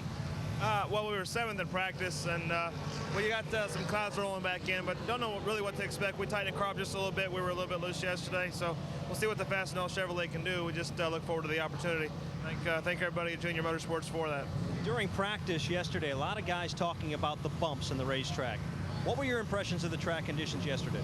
Well, the track's definitely got more character, I think, over last year, and it just keeps getting wider. I think it'll get wider yet today in the nationwide race if we're that lucky, and I like it. I mean, it's we started here the first race with single file, and I remember I hit a lap car trying to pass him, trying to take the lead at the same time. So got plenty of opportunity to get around and get 3-4 wide sometimes in the corners here as the day progresses. Doc, there's no doubt this track has developed a heck of a lot more character since those early years. Certainly has, and of course he has won a cup race here, talking about Ryan Newman. Here's Kelly Byers in the 47 car for the first time this year that Michael McDowell has driven for the first 17 races. And look at this, he's tracking for the pole right now. Just about a 10th. He's losing just a little off the corner. That's where Carl Edwards has really put it on these guys, but what a great lap. 6 quick at 30.55. Hey, there's something wrong going on with that turn 4 because those guys are tracking on the pole for so long, and right at the very end, they lose it off of turn 4. How about this young man getting in the car for the first time? Of course, Michael McDowell has qualified in the top 5 several times this year in the 47 car for JTG Daugherty Racing. Yeah, that's one of the brightest cars out there when it comes to color schemes. A good-looking car. Pretty good lap there, Junior. Slows up just a little bit on that second. Ends up 6 quicks. 30.55, a great lap out of Kelly. That is 7 cars that are in the 30-50s. A 30-51 on the pole and all the way down to a 30-58 in 7th spot. I think it'll be a pretty tight race in that. What do you think? It'll be a good race. And how about this, folks? Second time this year we got double file restart. So the field this close in qualifying, it's going to be close on the racetrack, and they're going to be side by side. There'll be some pushing every and time shoving. we restart. Yeah, it's going to be exciting. If I got any hair left in my head after tonight, I'll have it all pulled out. That's for sure. Watching this thing tonight, it's going to be a dogfight. 28 cars have gone out to qualify thus far, and as Carl Edwards trying to hold on to his 5th pole of the year. Brian Vickers right now 2nd, Joey Logano, David Reagan, and Kyle Busch. That's a top 5. Kelly Byers, by the way, now sits 6th on the speed charts. You know, guys, there's a lot of times you can look at a car and see him way out of shape, but I don't think I've seen any car yet that looks really way out of shape. They all look pretty good. Noses are low. Seen a couple guys get high off of turn 2, Andy. That's about it. I think if that sun had shined today, like we've seen some in this time of year, we would have seen a very challenging qualifying session. But this cloud cover and a little rain is giving the track a little more grip. Welcome for the drivers here, I'm sure. Here's Jason Leffler. His best starts this year have been 4th twice at Daytona and Talladega. That first time by, he is 10th. There's Scott Zippindelli, his crew chief, watching on here. Has his hand on the radio talking to Jason while he's making this run, keeping him up to date on what his first lap was, a 30.73. Jason's probably saying, quit talking to me, I'm trying to drive. Another car looks real good right at the bottom of the racetrack. And all the guys having a problem off of turn 4. Seeing a lot of cars getting loose on that last exit, and you would think that would be one of the easiest places to drive because the front straightaway opens up. That radius off of turn 4 is bigger, but they're having problems there.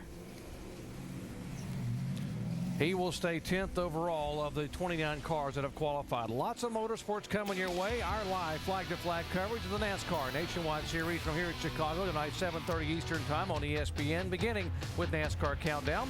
NASCAR Now, presented by 5 Hour Energy, tomorrow morning at 10 a.m. Eastern Time on ESPN2. NHRA qualifying tomorrow at 10 Eastern Time on ESPN2. That's tomorrow evening at the Mopar Mile High Nationals area in Denver. And, of course, NHRA final Sunday, 7 o'clock Eastern Time. You want open wheel action? How about some IRL IndyCar racing at Toronto Sunday, 1 o'clock Eastern on ABC. Just a couple of cars now that Carl Edwards has to worry about that are real threats for the pole. This is one of them. Jeff Burton in this car. This car won last week at Daytona with Clint Boyer. Right, Clint Boyer getting the first win, first pole and first win of the season in 15 months for Richard Childress Racing. This is a new car, brand new chassis. It's their latest configuration. Chassis out of Richard Childress stable. Let's see what Jeff can do with it. He runs a 30.89, pretty respectable lap, but still just 14th quick on the first one. Doug Randolph, the new crew chief for this team, a lot of influence on what he wants in a car. And last week at Daytona, the influence he had along with his team back at the shop really paid off because he pretty well dominated that race. Dominated qualifying Daytona, ran awful strong, but you know, they figured they got to do something to catch the rest of these cars. And so new chassis, like you said, Doc. Wherever Jeff Burton starts, though, he will be a factor here in the race tonight. He leads all drivers with 5 top 5s and 6 top 10s at Chicagoland. We got it all on the first lap. Second lap actually slowed up a little bit, so pretty good run, 14th quick, and that's pretty normal for Jeff Burton. Jamie? And Kelly Byers, quick number there, 6th on the board right now. First time, and we almost get shut in the garage here. First time in the 47 car. Usually it's Michael McDowell. How was your run? The constructionjobs.com Toyota Camry was actually pretty good. It's had quite a bit of speed in it since we've unloaded, and just real pleased to be back in it and being at the racetrack in general. When's the next time we're going to see you in a car after this race? The next time will be for Braun Racing in the 10 car, Great Clips Camry in Iowa Speedway. So it's a place I've won at in the ASA series in 2006. So I'm looking forward to going back there. He's a true team player. He's working for 3 different teams this year, Doc. And whenever he gets in, he is fast is the good part for him, and it bodes well for his future. He can drive anything with limited time in the car. Goes out and puts it in the top 10. Here's the 91 car of Terry Cook. Yeah, Terry Cook's only had 18 starts in this series, but he has 301 starts in the Camping World Truck Series. Terry currently 8th overall in the point standings in the Truck Series in 2009, and makes an infrequent start, as you mentioned here. But every time he gets in a car, he runs well. He qualified in the top 10 twice this year. He's close now. He's tracking 12 down the back straightaway. And this is the first of the cars that have got to qualify on time right now. These guys are out of the top 30 in the points. So this is where you see these guys put some really strong qualifying setups in them because they just want to get in the race right now. He'll have to go with his first lap. Looks like his second lap's just a little bit slower, about a tenth slower. 17th. So we mentioned there are 49 cars here, so we're beginning that first of the group of 19 that have to get in on time and speed. And when it was raining earlier, there was a number of drivers in the garage area sweating bullets, Mike, about maybe not even getting qualifying in. Yeah, and one of those was Paul Menard. He was right on the bubble. If qualifying didn't happen today, well, he was probably going to go home. Looks like you're going to get it in. How much of a relief is this? It's a big relief. You know, you can't do, you know, Mother Nature does what she does, and there's not a whole lot we can do about that. Track's dry, we'll get qualifying in. I think we have a good shot at top 10 if we can run a 50. There's a lot of 50s that people have run. If we can run a 50, we'll be okay. Really looking forward to the race. So we got the car nice and free yesterday, and it wasn't very fast on our qualifying run. We were a little bit too loose to go fast, but it was really good for long runs, and we'll see what we got. Well, Doc, it looks like they may get their opportunity. They just need to capitalize on it. And remember, though, there are rain showers in the area. If rain were to come with just one car left to go and somehow qualifying doesn't get completed, it goes back to points. So he's still got to hold his breath for a little while. Here's another car that has to hold his breath, Mike Wallace. He's Johnny Davis Racing. Last week at Daytona, went out to qualify, having to make it on time, and broke the motor. Motor blew up, actually because of an earlier incident in practice where it flew out of gear. They tried to go ahead and make their qualifying run, and the engine did blow up. I'll tell you what, that was a pretty decent first lap. I'm not going to predict anything right now, but it looks like that might get him in a race right there. That's a lot quicker than he ran in practice yesterday. Certainly is. Mike Wallace was passed here on the very last lap in 2004 by Justin Labonte for the victory. So he has a pretty good history. There's Johnny Davis. We spent some time with him yesterday trying to see if he can get his cars, all three cars, in the field. He picks it up just a little bit on that second lap now, and so he's the second fastest, so go home. Yeah, 37. 32 cars have gone out to qualify now. We're in the cars that have to get in on time and speed. 6 of these cars are going to have to go home. The Windy City is just that here, just south of Chicago, as the breeze picking up at the racetrack and these final cars going out to qualify into the wind. The latest car to make an attempt, the 70 car of Shelby Howard. He slows down in his lap, first lap, 31.19, good enough to put him 23rd overall.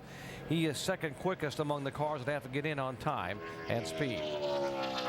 Here's the veteran Morgan Shepherd on the racetrack, 67 years of age. Morgan is. He is a 15-time winner in the NASCAR Nationwide Series.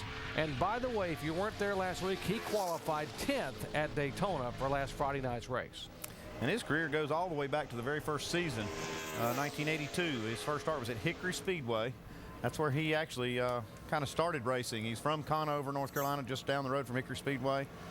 He's had a long, great career. Got to be one of the best roller skaters in the country. Every time we saw him in the front straightaway at Martinsville, Virginia, he was always putting a show on for the fans and still does it. He won a championship back before this series actually came into being in '82 when it was just a National Sportsman Series for NASCAR. 31.73, first time by for Morgan. That would put him 32nd. So yep. Only 2 cars slower. Yeah, that's not a very good lap to sit on here while these guys are trying to make these runs. Actually, I think that's going to endanger him of not making the field. He does pick it up slightly on the second lap, but stays 32nd. Again, 6 cars of the 49 that are here will not make the field. Now here is the 5 car. Ryan the Rocket Man Newman. Ryan is a 2-time pole sitter. Both times he won the pole here, he was driving for Roger Penske. This number 5, of course, owned by Dale Earnhardt Jr. and Rick Hendrick. Now I know he's going to get all he can get here in this qualifying lap, but he still has to keep it in the back of his mind that he has to make this race on speed. So if he slips up, gets in the wall, you know, he could actually not go, you know, start the race. So he may not be able to get everything he wants to get out of this car. Ryan's known for just really standing on it. I mean, he's one of the best qualifiers out there. And last night, he was 7th fastest in practice. So the track is definitely faster. It looks like I'm watching stuff, Andy. Early the track looked good, but it actually looks like it's getting a little bit faster now as the day's been going on. They were thinking maybe the sun would come out. Rusty, that has not happened. If anything, it's gotten cooler here in the afternoon, which is going to help some of the speeds. Helping Ryan Newman. He's tracking in the green, getting into 3. Let's see if he can hold it. Right here is where Carl Edwards beat everybody from this point to the start-finish line. It looks like that's going to beat Ryan Newman on this lap. Comes across 7th on that lap. First lap, 30.56. Another 30-50 lap, 30 and 30-50s. You know, Andy, that's 0.7 of a second faster than what he ran last night in his qualifying run. So still in the green just a little bit down the backstretch. Track's got a lot of speed in it. There again, right here, if he can hold this, he's in the green. Lost going to be again. close. And he does pick it up to 4th quick, a 30-53. That is 8 cars in the 30-50s. As close as I've seen in a long time, that's for sure. That bodes well for what's going to happen in the race tonight. Just a little bit snug. Good job, guys. And there the wind is picking up. What's it going to do to these race cars now? Guys trying to qualify here with the wind picking up down the backstretch like that. It's not nearly as big a factor as it is, say, at Daytona, where these guys are right up against the wind and terminal velocity and such. This is a track about grip, making time through the center of the corner. It does affect them a little bit, but I wouldn't think it would be the deciding factor here today. Well, with that wind blowing down the back straightaway, Andy, like it is right now, it makes you enter turn 3 a lot harder than you probably really want to sometimes. So if you're going to make a mistake, it's probably going into turn 3 because of the wind. So it is Carl Edwards right now. He is the fastest. It is Vickers, Logano, Newman, Reagan, Kyle Busch is 6, Kelly Byers, Trevor Bayne, Allgaier, and Kevin Harvick. That's the top 10. And folks, a 30.68 is 10th. A 30.51 is the pole. That's how close it is.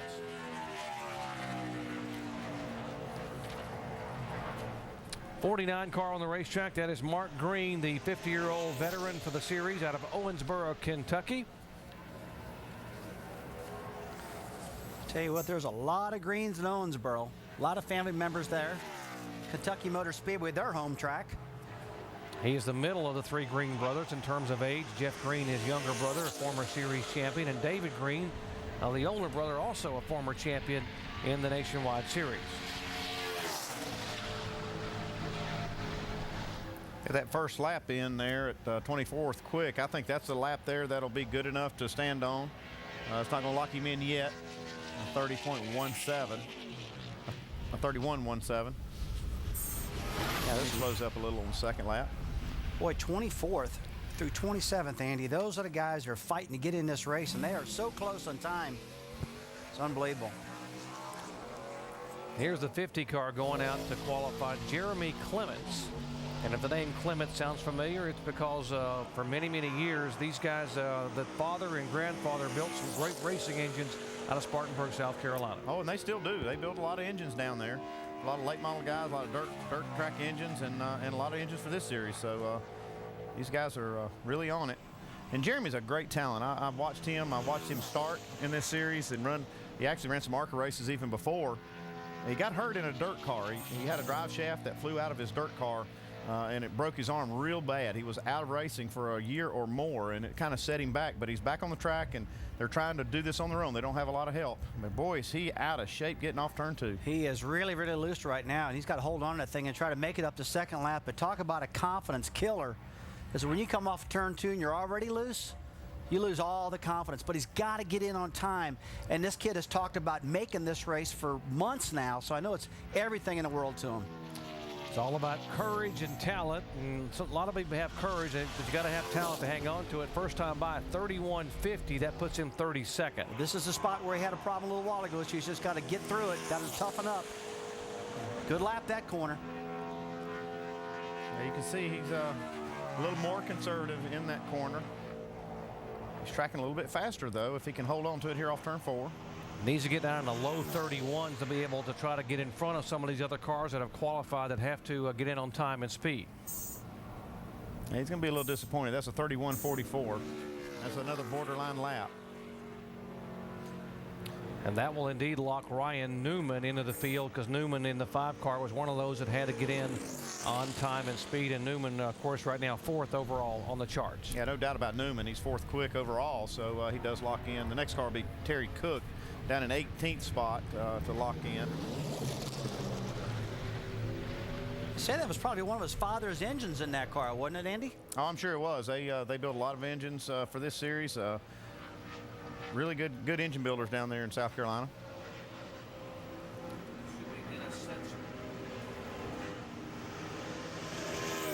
Next car to go out is a 26 car. Now, originally it was scheduled to be Brian Keselowski, and they were swapping back and forth. They had 2 cars here. Dennis Setzer had gotten in this car to practice it in the last section, and the last we heard it was going to be Dennis Setzer. Dennis Setzer would be qualifying the car. Well, Setzer's a heck of a short track race. This guy's won a ton of races on the short tracks in the truck series. He flat knows how to drive these cars. If you give him good equipment, Setzer's going to win. There's just no doubt about that. That's probably the reason they put him in this car, to get this thing in the field. That's exactly the reason, Rusty. They want to get this car back in the top 30 in the owner's points, and if Brian was struggling a little bit, you go with the veteran driver to get the car as close in points back toward in the top 30. And that's a pretty good run right now, Andy. 27th quick, and he's right in the middle of all these go-or-go-homers right now as far as lap times. Yeah, if he could pick up a couple of tenths or a 10th here, he could help himself a lot. That time probably safe, but I'd like to see it just a little quicker if I was him.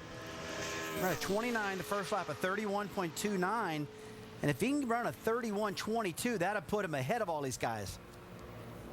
He does pick it up a little bit, so yeah, I like that one, a 31.15. That was big time right there. That should get him in a race here, that's for sure. And that was a good move by Brian Keselowski. Not let the ego get in the way. I'm going to put Dennis Setzer in the car. We're trying to build this race team from scratch, and so it'll be Brian Keselowski in the 96 car that Setzer was going to qualify.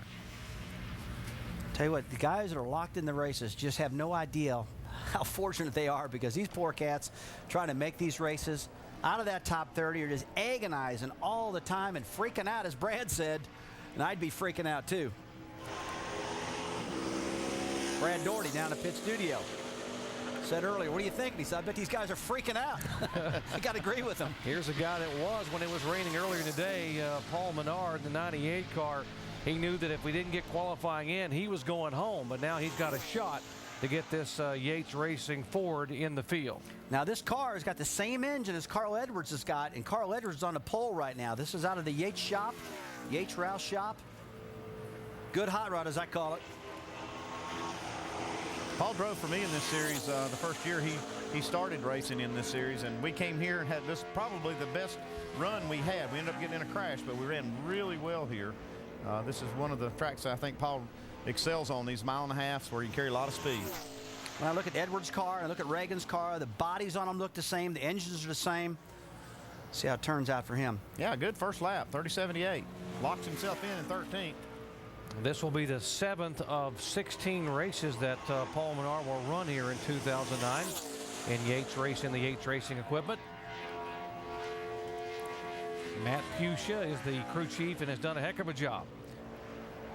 Best finish for Paul this year, 5th at Texas, also had a 6th at Dover. So he's going to maybe pick it up just a little bit on this lap. He's 13th on the first and picks it up to 11th. Just picks up 600ths on the second lap. So no wonder he wanted to qualify. He knew he had a good, as Rusty would say, a good hot rod. Want to get this car in the show and be able to start toward the front. Yeah, he'll like that, that's for sure. Because, you know, when it's raining and you got to try to get in the race, you're thinking, man, we've came all the way up here, and now we're going to miss this race because of stupid rain. And but a lot of the guys are in the top 10. We're thinking, hey, let's rain because I don't have to qualify. I know I'll start good anyway. So looks like it's working out pretty good for everybody right now. There are just 10 cars left to go qualifying, and it's nail-biting time for these guys. I can't imagine coming this way, and all the work that goes into putting a car together, and now you got to figure it all comes down to 2 laps here at the end of qualifying. That's just the way it is. This is a pressure-packed sport. 09 on the racetrack. John West Townley is one of the rookies this year. John West has been here in the past in an ARCA car. He qualified 5th last year for the ARCA race. His best finish, 16th at Bristol. He's had a tough go at it this year, guys. A lot of crashes, and a lot of times he looked like he was going to pull it off and do real good, and something just happens. His crew chief is Brad Parrott, and Brad is one of the crew chiefs that has already taken a driver to victory lane. He gave Casey Mears his very first win. Hey, he turns his light green here. He locks in at 21st quickest, so they'll just shut it down. That's where the crew chief comes across and say, hey, buddy, that's good enough. Park this baby. We're in the show. That's all we need. Yeah, because they've wrecked some cars in qualifying, and the crew chief knows they don't want to chance that again. And when he shut it off, he was actually tracking just a little quicker for that second lap, but it's still a smart move not to risk the car and go ahead and shut it off. Because John is still gaining experience. Just needs track time. Just needs to stay racing, stay supported by his team out there so he can get a good run and learn some things. He hasn't had enough track time yet. Here's Kevin LePage, and Kevin is a two-time winner in the NASCAR Nationwide Series, 47 years of age. He's been driving a 52 car for Jimmy Means, and this week and maybe in some weeks to come, he's going to be in this car, which actually is owned by Derek Cope. Yeah, I talked to Derek and Kevin in the garage yesterday, and just these guys are just struggling trying to keep money on these cars enough to keep them going to the racetrack. Still got to go out here and make the field, and that's what Kevin's doing right now. And he's a great qualifier. Oh, he's a great qualifier. Every time we watch Kevin qualify, it seems like he always gets more out of a car than what the car really has. He has a top 5 start here at Chicagoland. He started 5th in 2002 and finished 10th in the first race here in 2001. He's had 4 pole positions. I don't know if you mentioned that or not, Jerry. I think it's always a good qualifier. 30th overall, first time by 31-31. So it's a 31-31-7 for Kevin LePage. And that's going to be right on the border right now. It's going to still be a worrisome time to try to get in this field. Got a chance to pick it up a little. We see him tracking 26th, 25th. If he could pick it up a little bit here, it could really help himself. See him going down on the apron trying to get that extra 100. If he can get to 25th, he'll put himself in front of some other cars. Nope, slows it up. Well, he'll run a 31-46, which puts him 30th, and that will lock in, though, Dennis Setzer in the 26 car. So Setzer will race here tonight. Those drivers try to get down on the apron to shorten the course up a little bit, but boy, in the race, makes me nervous. They get down on that apron, Andy, those cars make a big abrupt move, and that can really de-wedge the car, make the car real loose. I'm not sure it actually is worth any speed. It looks like it shortens the racetrack up, but I'm just wondering whether it actually is faster. I'd like to see it back to back. Yeah, I would too. I like to see if, in the race when those cars are all the noses are down on them, if it bends those air dams up and tears the front of the car up. It can do that occasionally. Here's the 96 car. Now this will be Brian Keselowski. Dennis Setzer qualified his car. This is the other car that Brian owns, and Dennis was going to drive, and we'll see now if Brian can get this car in the show. He's going to have to get a great lap to get in the field. So far it's tracking 34th, and that's not probably fast enough to get in. That's Bob Keselowski, the owner, and that's his father. It's also Brad Keselowski's father. Remember back at Kentucky, he was racing in the very last practice session before qualifying. He backed it in turn 3 wall and had to go rent a car to get the thing in the field. He didn't have a backup car. Now this lap not quick enough. 32.23. They're going to have to try for a second lap here, and you can see it is faster. Looks like it's quite a bit faster right now. I mean, off of turn 2, staying pretty flat, slowing up a little bit between turn 2 and 3. You can see there. But the tough corner, turn 4, that's been the problem all day long for everybody. Problem is, Russ, he's going to pick up. He has to pick up almost a 1/10 of a second to be able to get that car where he needs to be to get a shot to get in, and he will not do it. 31.68, which puts him right now 40th of the 42 cars that have gone out. Let's go down to Mike. And catching up with John West Townley, and you were one of those guys who had to put up the big number to make sure you were in the show. You did it. Did you expect this? I mean, I know you guys didn't make a mock run yesterday during practice. Yeah, we're pretty free all day. We tried to get one in the last practice. Unfortunately, they closed the gate on us, but worked out pretty good for us. We ended up running that lap on the first lap, and we didn't run a second one. It got a little free getting into the corner, washed up the track a little bit. But the good news is we'll have it real nice for tonight. I just got to thank Zaxby's, and I mean, we got a great car. This is Zaxby's Ford Fusion. It's great, and I just want to thank the team for all the hard work they put in, and I want to wish one of my members, Brett, a happy birthday. It's his birthday today, so. But anyway, we'll go get him tonight and see if we can have us a good one. And some proof that hard work pays off, Doc. He's in the show. Good to see this young man smiling, because they have had, as Rusty mentioned, some rough roads to try to get over this year. Here's the 0-4, and if you were with us in our practice coverage yesterday, we showed the fire, and this car that he was in Daytona erupting in flames after contact with a wall. Fortunately, he was able to climb out okay, but the car was pretty much torched. Let's see if he can get this car in the show here. He does it.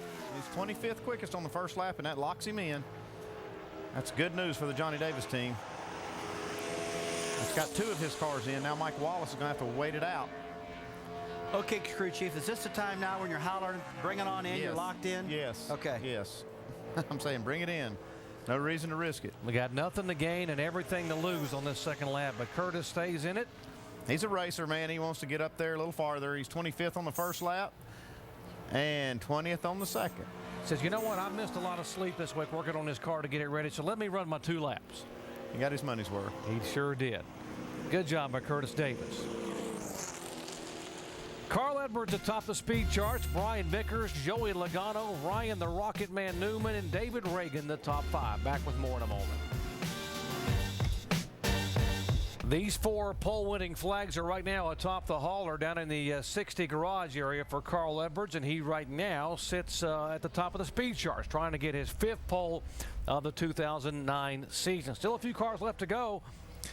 The 73 car, Derek Cope, has been on the racetrack, and Derek's time, a 31:39, puts him 35th overall, and that will lock in the 70 car of Shelby Howard into the field. 2 cars that will not make it in the field already are 89 Morgan Shepherd and the 96. That is Brian Keselowski. Here's Kevin Hamlin driving for Jimmy Means. Yeah, we're comparing his lap to LePage's lap in 31st. If he would beat Kevin LePage, he could lock himself in. I'd say that Carl Edwards is looking pretty good right now. If he hasn't done so already, he could probably take the picture and hold the trophy. He slows up a little the second lap. That's borderline. He'll have to wait it out here and see. Again, 6 cars will go home, and the ones that are right now on the hot seat, the 0 of Mike Wallace is the quickest of these 4 that are waiting. The 73 Derek Cope is there. The 50 of Clements is there. Jeremy Clements, and the 52 that just ran a moment ago. And Kevin LePage is locked in. Here's the 19 car, J.C. Stout, a 25-year-old driver and former pro truck champion out of New York State. He won that title when he was just 15 years old. He's been running part-time off and on in the NASCAR Camping World Truck Series. This is truly a mom and pop's race team, Andy. It is owned by his dad, Don, and mom, Tree, and they bring a skeleton crew to the racetrack.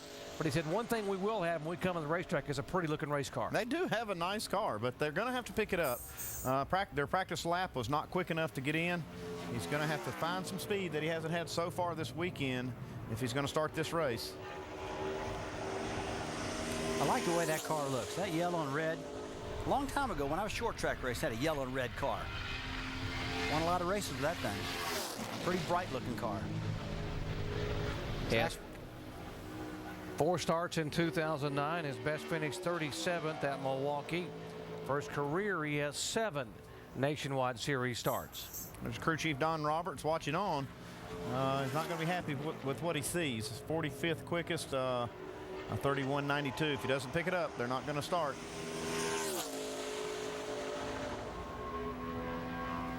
Tell you, that's going to have to be a big pickup to make this race, though. Well, he is faster.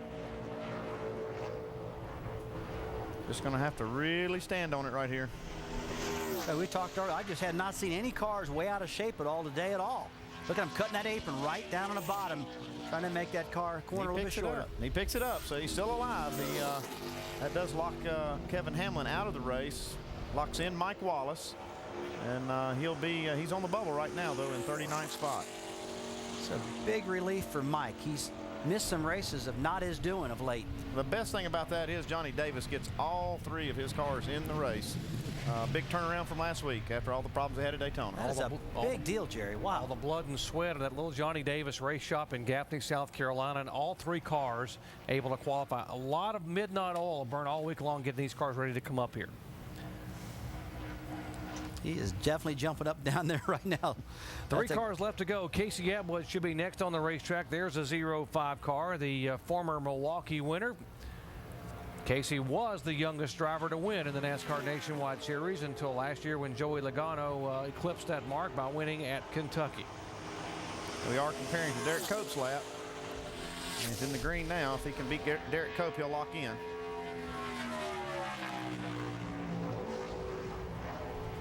Used to hear a lot about Casey Atwood, especially with Ray Everham back when Ray first started his race team, and then Casey just kind of fell some tough times and just didn't get in the loop of racing for some reason. I don't know what really caused him to get out of it, but pretty good little racer. He locks in this race. 31st quick. Needs to just shut it down. And that will mean the 19 car of J.C. Stout will not race tonight. He has now been bumped from the field. 2 cars left to go, Stanton Barrett and Johnny Chapman, and unless they can do something that they haven't been able to do in practice, it looks like Carl Edwards is well on his way to a 5th pole in 2009. Stanton Barrett, the accomplished Hollywood stuntman who began the year, wanted to run a part-time schedule here because he wanted to run the IRL IndyCar series and started out with his first start at IndyCar at St. Petersburg with a 12th place finish. Yeah, it was a good run for him in IndyCars. I mean, he just decided, hey, I want to do both. I want to do stock car racing and IndyCar racing. And hey, he is a stunt man. He can pull off some stunts, so he enjoys it.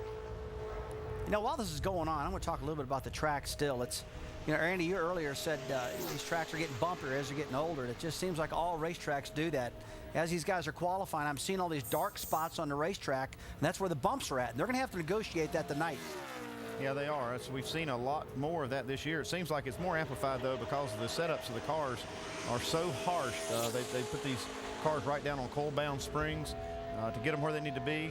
And, man, it's just hard to get a hold of these bumpy racetracks. See, comparing him to Derek Cope, and he's right just below there where he needs to be. He's coming down the front straightaway right now, getting ready to go into turn 1, and that's where it's so bumpy. You can see right there those marks, 1, 2, 3, 4, right there as he's going through them. Looks like he got around the outside of one of them there. Car gets pretty high. Yeah, it looks like it cost him a little bit of time, too, and he's going to have to pick it up. That lap there, the first lap, not quick enough. His crew chief's probably telling him you have to run another lap, try to pick it up here. He needs to pick up 11 hundredths of a second to be able to get up there where Derek Cope is. He almost had it. It looked good for a minute, but it is a little quicker, but not quick enough. He won't make the field. That does lock in Derek Cope, and now Johnny Chapman is going to go out here and try to knock off Jeremy Clement, who is on the bubble. So last car we got in qualifying.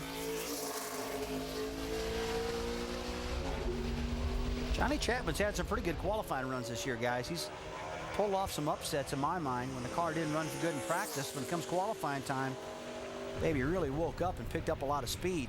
This is a team car to the 91 car of Terry Cook, and Terry Cook qualified 19th overall. So if this car is anywhere close to what Terry Cook has, he should easily put himself in the show. It should not be a problem for Chapman. He knows what he has to do. That's the benefit of going last. You see now he's well into the green off of, well, I say he's well in the green. He bumps it up in the green, and now he's struggling a little bit off of turn 2. And it looked like right between turn 2 on the exit, the car just almost stopped. It looks like it really came to a halt. And as you can see, the tracker, he really flew into turn 1 and really had to park that car, I call it, to get it under control. Yeah, it looks like he's going to have to run 2 laps if he's going to knock off Jeremy Clement.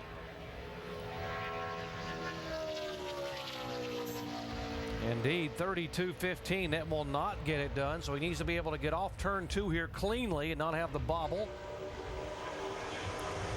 See there, he briefly in the green, but tracking very, very close, within 700ths of where he needs to be. This is good news for Jeremy Clement. He's probably standing there watching this run. Chapman right there at it. Ooh, on a turn 4. Can he pick it up? It's going to be close, guys. It's going to be real close. And he does not make it. Johnny Chapman goes home, and Jeremy Clement gets in the field. By 0.06 of a second, Clement does make the starting field here for Chicagoland tonight. Good job out of Jeremy. I mean, Andy and I both talked to him a couple weeks ago, and he was just so nervous. He really wanted to get to Chicago and make the race, and he did it. Barely, but he did it. Well, it is official now. Cousin Carl has won his 5th pole in 2009. Carl Edwards, 2nd pole at Chicago, the 16th pole in his NASCAR Nationwide Series career. Great job down there by Dan Stillman and the guys. Back to wrap it up here in a moment.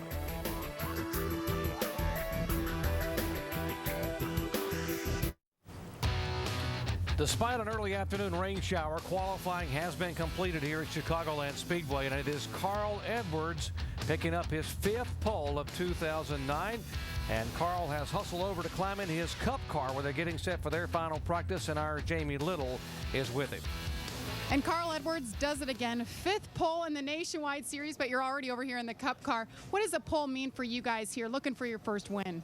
It's great. I mean, the guys on the Ortho team have worked real hard, and the best part is getting that first pit stall. You know, that could help us all night tonight. So, you know, we've got 5 poles, I guess, now, but only 1 win, and you know, hopefully we can translate or make the speed that we've got in qualifying, you know, carry over for the race tonight. It's time to get moving and try to catch Kyle. Seems almost like an unbelievable stat, but Jack Roush does not have a win here in Cup or Nationwide. Does that give you a little more oomph to go out there and be the first guy to get that for him? Yeah, that'd be cool to be standing in victory lane with Jack tonight, but it's going to be a long night. I mean, it's 200 laps. These are real long races, and especially at a track like this where so much can happen, and you know, there's so much comes into play, and you know, qualifying here is so much about the balance of the car, and if you're just a little bit off, then you know, what I'm trying to say is there are guys back there in the top 10 that you know, maybe even the top 12 in qualifying that can win this race, and it's going to be a battle tonight. Well, final practice, it was all about Carl Edwards. Had a fast car then, fast car in qualifying. We'll be watching the 60 tonight. Thank you, Jamie. Take a look at the starting grid. 2 Roush Fenway cars starting in the top 5. 2 Joe Gibbs Racing cars starting in the top 6. Yeah, but take a look at row 4. Kelly Byers and Trevor Bain. Good run out of both those guys. There, Paul Menard gets that qualifying run in, starting in the 6th row. Jeff Burton, remember, he hasn't won here, but he's done everything but. He's finished 3rd 5 times at this racetrack. There's Danny O'Quinn. We followed him in practice, and he's going to start there in 23rd. Good qualifying effort for John West Townley. Excited to get him in the top 22.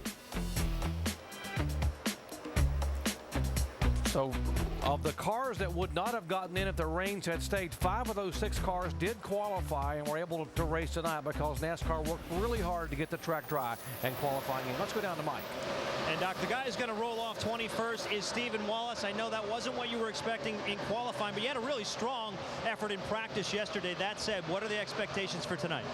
Yeah, no, I really think we got a really strong U.S. Fidelis Chevrolet for the race today. It's just, you know, the past 3 or 4 weeks, I've, really been focusing on, trying to get my car to handle really good in race trim, to turn good and like to be a little free. So, it seems like we're just, always too loose for qualifying, but, our car's a little too free for qualifying today, but most importantly, I feel like I've got a really fast car for tonight. So it's not where you start, it's where you finish, and that's been the case for our deal the past couple weeks. And Doc, as the track cools down, it's going to get a lot tighter, guys. It's going to get tighter. It's already tight in terms of qualifying time and speed. How close is this field? Less than half a second, less than 5/100ths of a second in the top 5 cars that have qualified. And remember, Roush Fenway has never won, amazingly has never won at Chicagoland Speedway. We invite you to tune in as we go racing tonight. Our live flag-to-flag coverage of the NASCAR Nationwide Series here in Chicago, coming up on ESPN at 7:30 Eastern Time. Coming up next, USA Wrestling National Championships. Once again, we congratulate our pole sitter for the 5th time in 2009. It is Carl Edwards, the 2007 champ, who will lead the field to the green flag. This has been a presentation of ESPN, the worldwide leader in sports. Congratulations to Cousin Carl, and so long from Chicago.